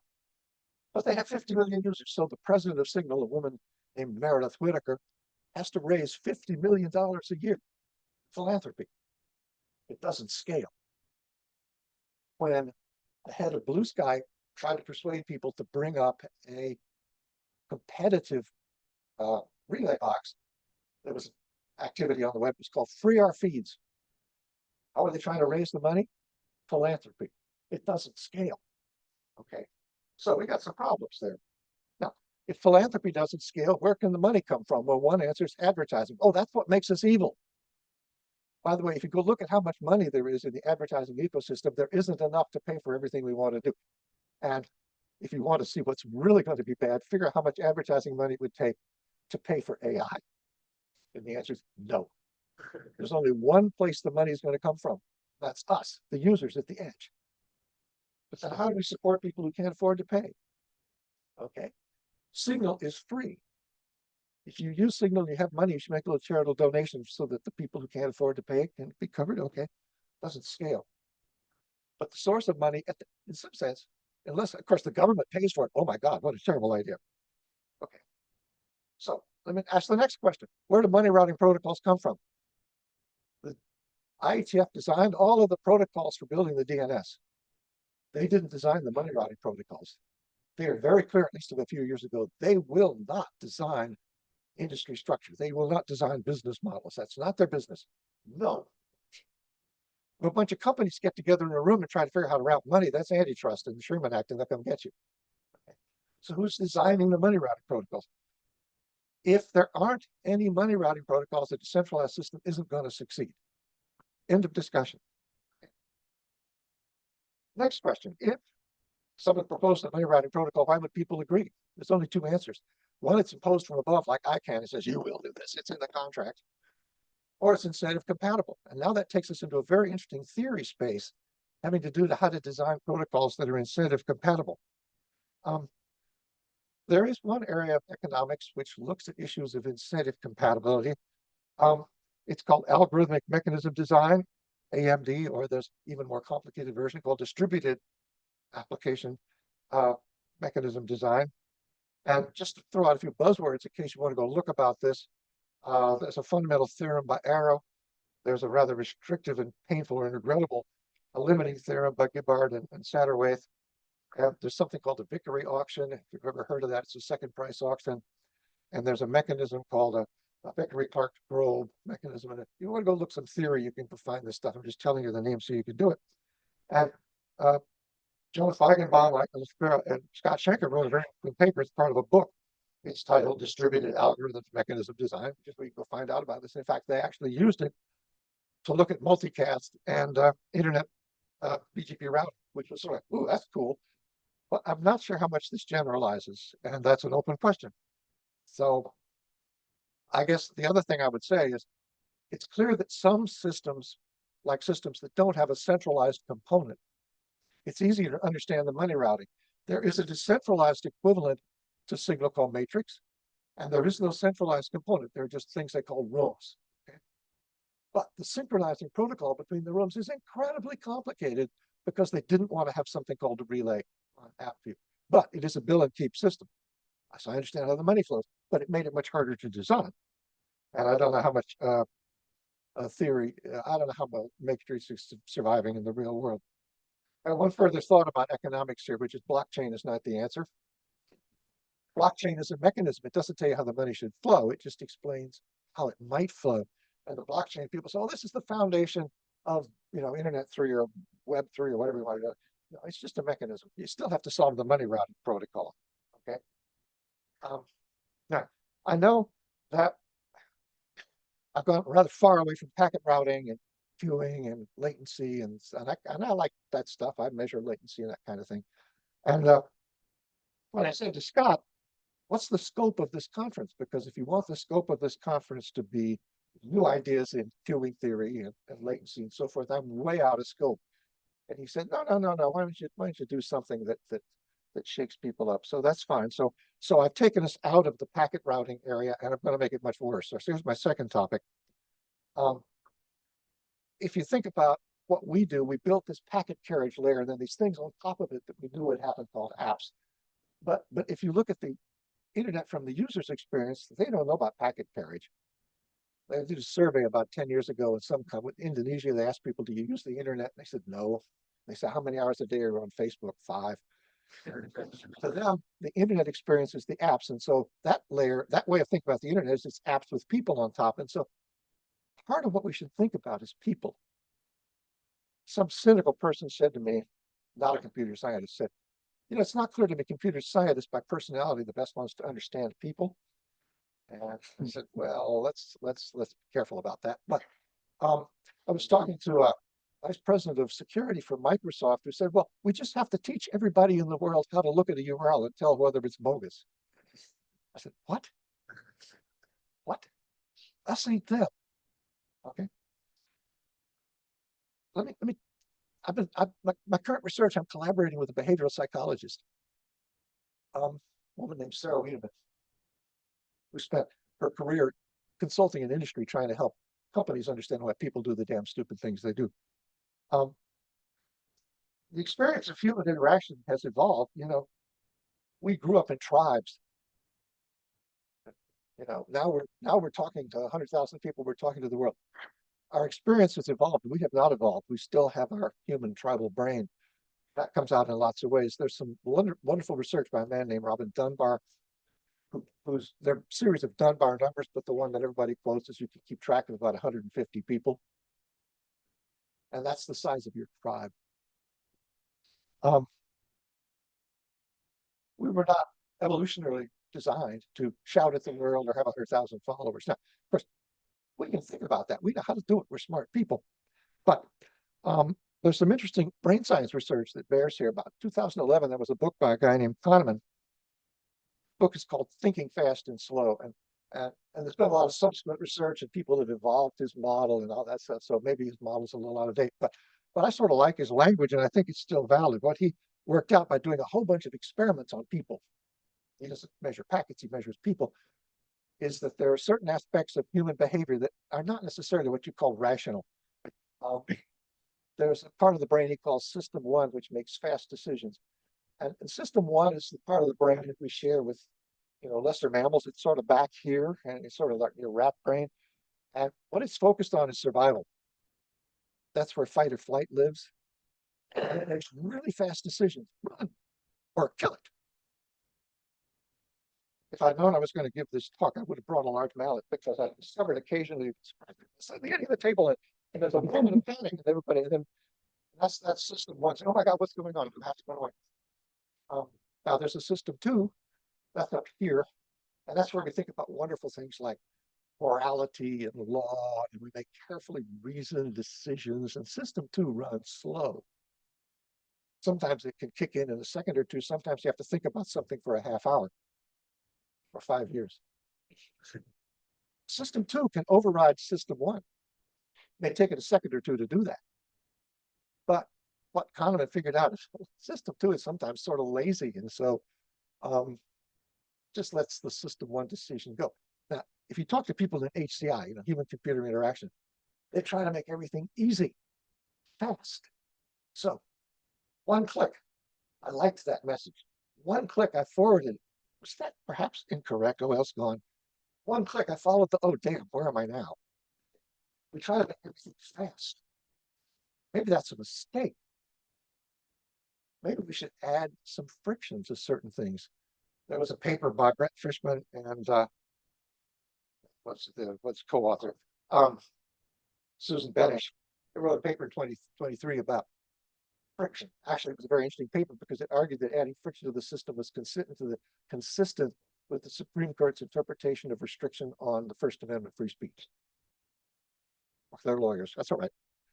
But what they pointed out is if you slow things down, what they said, it's good to slow things down, but the point is we're actually slowing things down for a particular reason having to do with brain science, which is we're trying to give system two a time to kick in and tell system one, do not forward that message. Do not click that link. Now, you could say, have anything to do with us? I just forward packets. Well, we can think about that. Let me give you another lesson from psychology because I've been learning a lot. The need to belong is fundamental. To be part of a group, to be accepted. Loneliness is an illness. It's pathological. Joining a group is more important than, for example, being truthful. Talk to the flat earthers. Some of them, I know it's around, but it's so much fun. I want this group to hang out with this group, so I'll believe it's flat. Just, I say, what? What? That's how humans behave.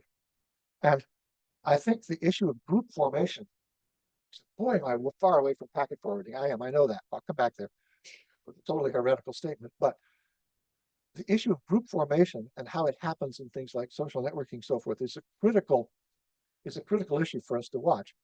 Little groups aren't terribly dangerous. You get 10 people together and they all decide that, some weird idea is true, like, there are lizard people in Washington. I thought that was true.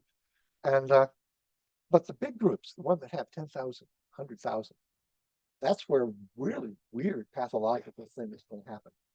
Notice Signal does not have large open groups, but Telegram does. And the question is then, how do you moderate them? How do you moderate those large groups? And they were doing a sort of lazy job of moderation. And that's why the French arrested the president of Telegram. They will come and get you. Signal has no large groups. Meredith moved to Paris to avoid Mr. Trump. And I wonder if they're going to arrest her, but they don't have large groups. That's all right. I think Meredith is okay. Now, maybe group formation or large groups somehow have some friction in it. And I've sort of been thinking about what that friction would look like. We were techno-optimists when we built the internet. We wanted this global platform, and we said, now you can talk to everybody, and it'll be just wonderful. A lot of wonderful things have happened, but horrible things are happening too. State-sponsored disinformation, and I mean, the list goes on and on and on. Maybe when we form groups that involve people that are far enough away that we don't have any idea who they are, maybe there should be some friction. And what should that friction look like? And should there be service layers in the internet that contribute to that friction? I don't think that's a slowing down friction. I think it's a take extra steps friction. I'm not saying that your packets should show a passport when they cross the border, but that analogy is not totally wrong. We fought putting identity mechanisms into the packet layer of the internet, and I will explain why if you want to know. But a Senate staffer a while back asked me a question that is nonsense, but you know exactly what he meant. He said, why don't packets have license plates? Why can't you tell where they came from? Well, there's several reasons why we wouldn't do that. I'll ask me a question, I'll tell you the answer. But um, maybe identity is actually something that's going to really matter in the future of the internet. And I think identity is going to really matter when we start talking to AI agents and say, by the way, what are you? And who's responsible for you and so forth. So maybe we need identity tools, and maybe there are places in the internet where we actually ought to be looking at them, which of course probably involves crypto goo, and so it's going to slow things down and so forth. Well, that's friction. Maybe that's a good kind of friction. Maybe there's a place. So this is a heretical idea. I'm not advocating, I'm advocating a conversation about it. Okay.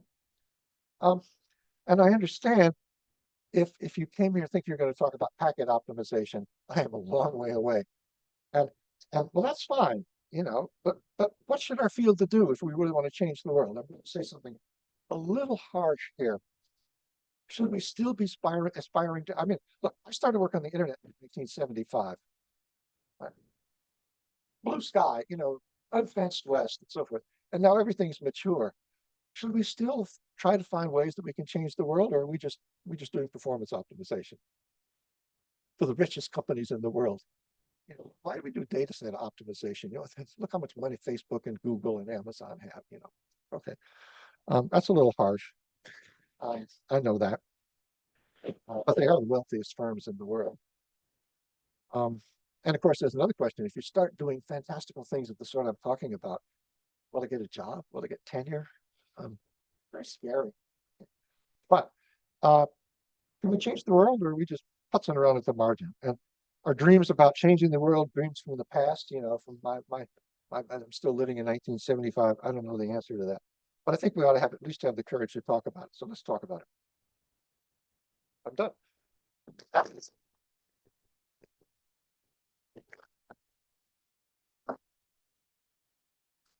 Thanks. That was entertaining.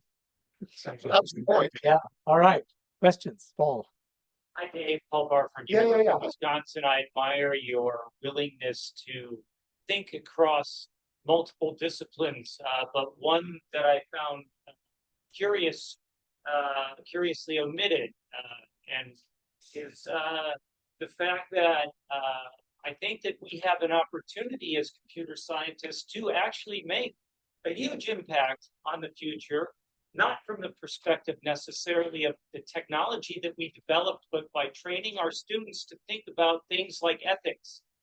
And I would urge, if you haven't done it already in the context of the things that you presented, to reach out to our friends in philosophy departments who have been studying things like writings of the ancient Greeks all the way through the ethical writings of Kant, that I think can, if we train our students correctly, can potentially move things in a different direction.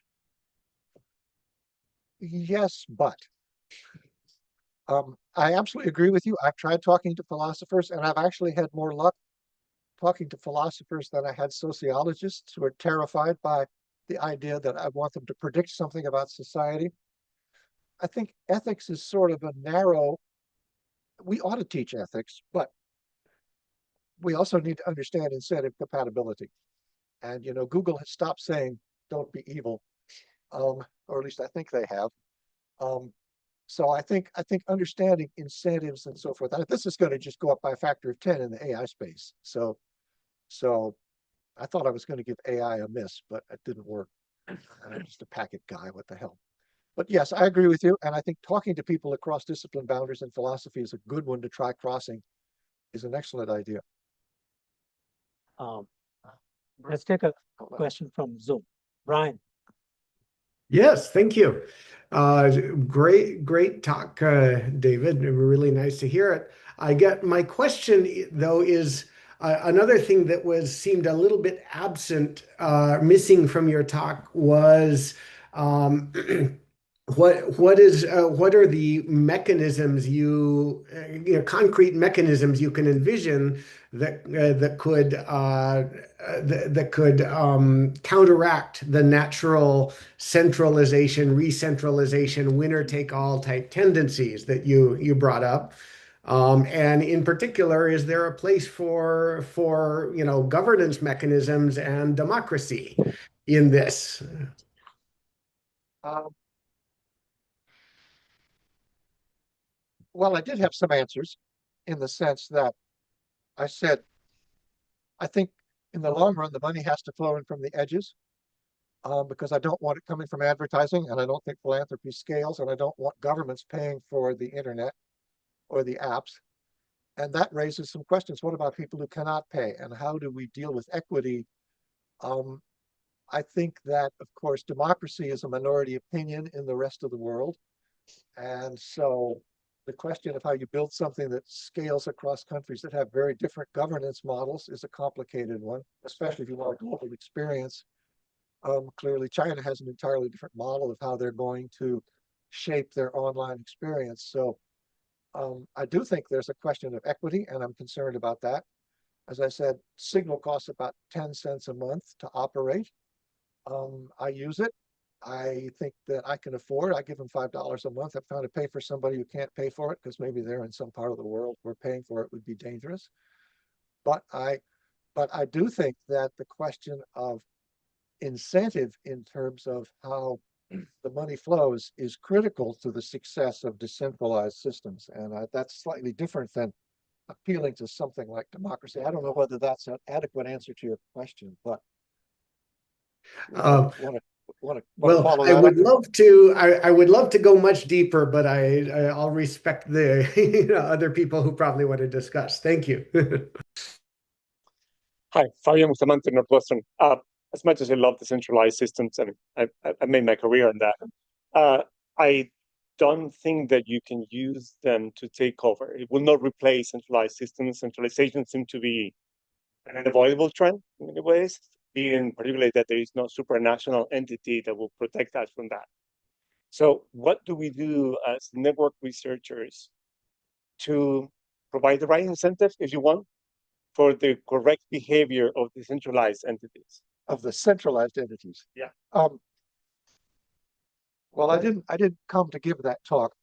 No. I mean, what we have seen right now is that with respect to social media or social networking in particular, there is a very powerful force in there, which is the tippy market winner take all network effect.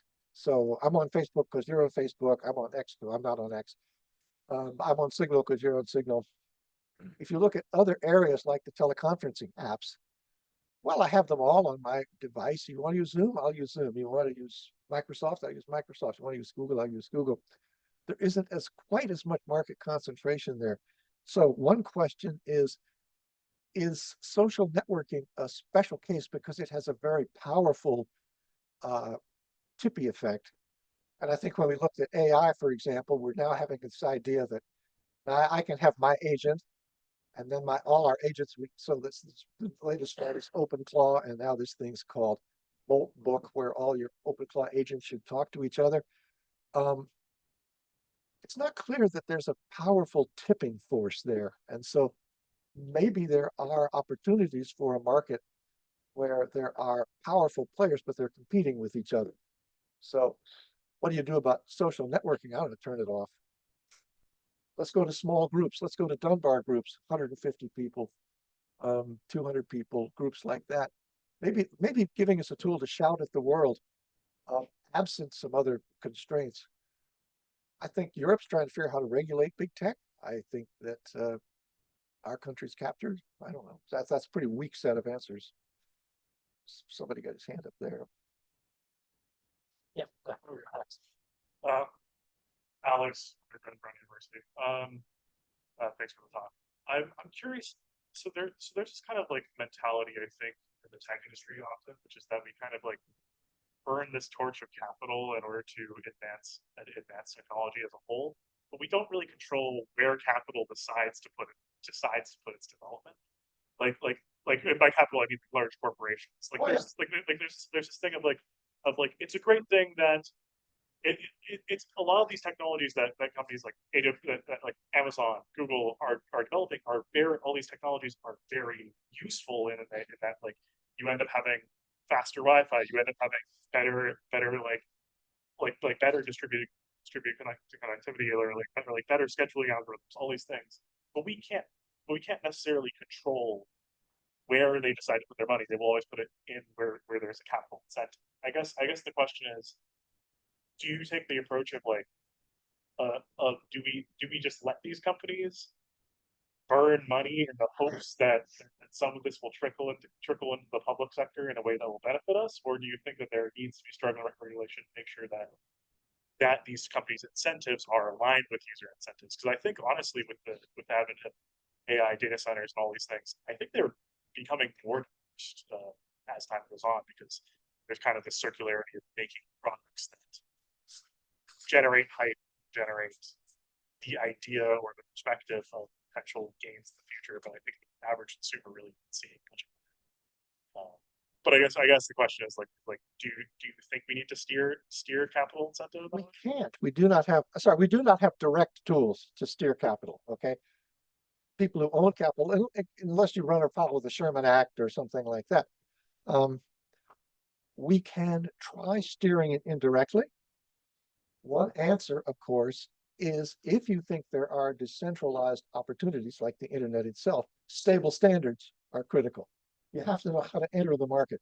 If the constraints, I mean, one of the problems with Trump's trade tariffs and, oh, let's start building all this stuff in the United States is it's unstable. Who knows what the Democrats would do if they can? No businessman's going to invest in something if they think the rules are going to flip in 2 years or something like that. You need stability. So standards give stability, and standards for money routing are part of the stability. I think that advertising is a particularly pernicious way to pay for the internet or the internet experience. And if we could get beyond that and get people to understand that they should pay for the experience, I think it would align people's interests better. And we can see this happening around the edges. If you look at Spotify, which I know is not a social media app, 40% of the, I've looked for a year. I looked at their annual report 2 years ago. 2 years ago, 40% paid and 60% were living on ads. For those who paid, the actual take rate, because they have bulk plans and family plans, we work it out per person, it was about $4.70 a month, 70% of which flowed to the rights holders. For those who lived on advertising, the monthly income per user was 40 cents. Peanuts. We cannot live on advertising, and it's becoming more and more brutal in that space, more and more manipulative, more and more perverted. You know, I find this deeply. But if we could just get people to pay, notice Signal costs 10 cents a month. If you read Facebook's annual report, it costs them about $2 a month. Okay. Of course, what they bring in per use for, because they look at their profit margins are like disgusting. You know, let's go launch some rockets or something like that. But if you took all the advertising mechanism out of Facebook, and you probably could buy Facebook for $1 a month, it's almost too little to charge. Okay. So I think that is one of the ways to align incentive. But that's, you know, make it easy for money to go in the right way by having standards and change people's expectation. I blame all this on the music industry. They're the ones who perverted people into thinking that free was good, and that's why we have music piracy, and then blah, blah, blah. You've got your hand up. Sure. Going back to the money routing at the beginning of the talk, one question I have is, it's often hard to solve one problem really well.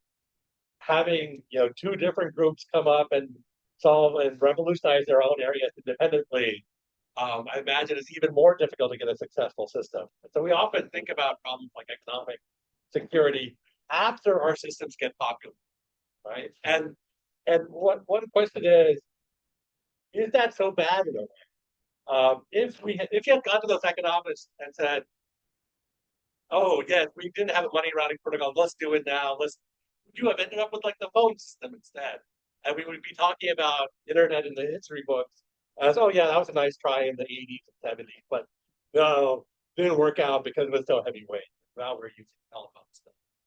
So I don't think there is an answer to that question. I mean, that question was really a damned if you do, don't if you don't gamble sort of a.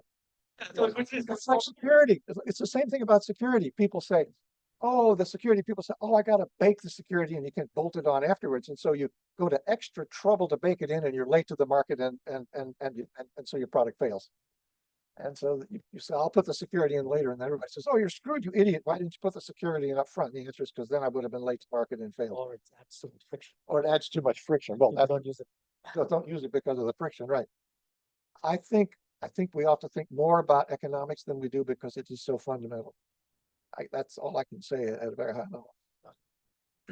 With Suji Professor at UCLA, also research scientist at Netflix.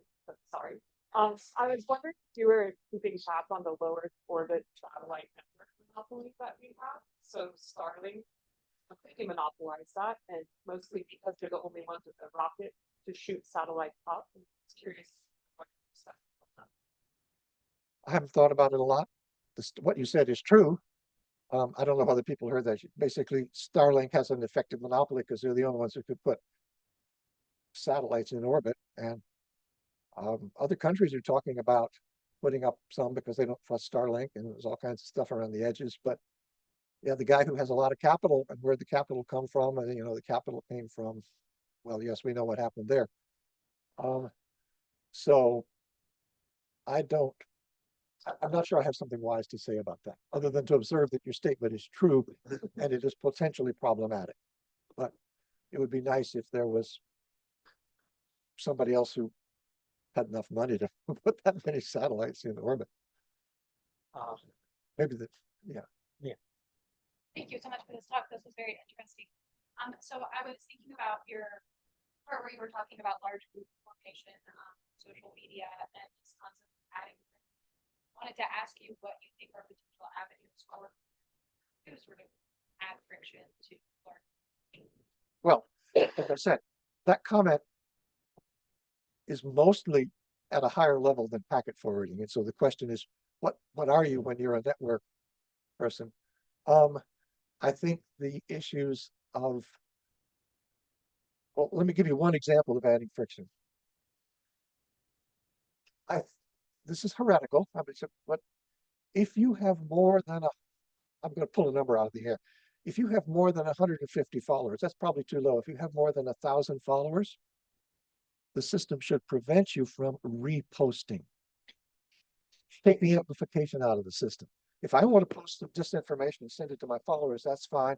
And if they send it to 3 of their friends, but there's been some research about propagation of disinformation on networks where they've discovered there's a group of women in some southern states that basically sit and just do nothing all day but repost and amplify what are clearly pieces of disinformation. Why should we give people the ability? Why should we give people that kind of amplification? That was a design decision. You don't need that kind of amplification. If you have 10,000 followers and you want to post something to your followers, that's fine. Maybe they pay you back. Maybe you're an influencer. That's a different issue. But reposting, forwarding things somebody else sent, maybe take the amplification out of the system. That's an example of limitation or friction. I think there have been examples where, for example, I think in India, WhatsApp forwarding was disabled for a period of time, for example, during elections. Yeah. And you just prevent people from forwarding to avoid issues. Yeah. Turn it off. All right. We have time for one last question. Thank you for your talk. Really wonderful. So I had a question about this idea of money flowing from the edge.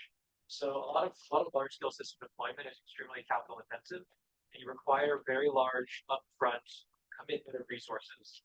And the nice thing about venture capital is they have a lot of capital and they're willing to put it on a line. They do some amount of research and they decide whether it's worth the risk or the payoff. So it seems a bit of a difficult idea to imagine end users willing to take large amounts of capital risk for the idea that they might have an application that they could use. And so I'm struggling to see what the vision is for enabling money to flow from the edge in a way that allows you to set up a workable service before continuing to use edge payments to maintain it. Well, one possible answer is that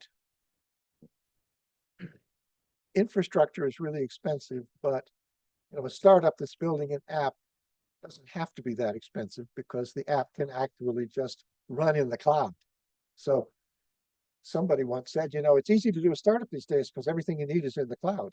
So So there's a question of at what layers are capital intensive, at what layer is the innovation occurring? And, it's, as they said in the gold rush, the guys who made money were the ones who sold shovels. And so maybe we understand that there is competition in cloud today. There's more than Amazon. And that's a lot of capital intensive stuff. The apps that run on top of it may be fairly easy to build. Now, you still need some money to get started. I understand that, but it doesn't necessarily have to be massively capital intensive. So, how long until users begin to see the value of paying for something? So I understand your issue. It's a concern, but maybe we can look at this and say that the really capital intensive stuff is occurring at the infrastructure level. And again, this is going to come up at the AI level. If I've had this massive data center the size of Oregon, am I the only one that's running my AI on it? Or in fact, am I renting out space to other agents that are doing various kind of things, and they can just requisition space in my data center and try very quickly to see if something works? Interesting business question. Great. On that note, thank you, Gabe.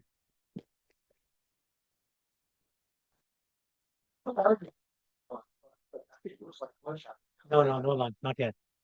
We got 30 minutes. Yeah. So some on the Zoom, there's a link posted on the MIT blog page.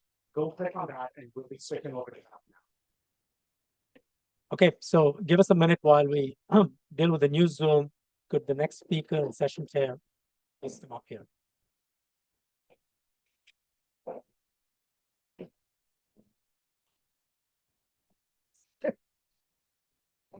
I'll hold this.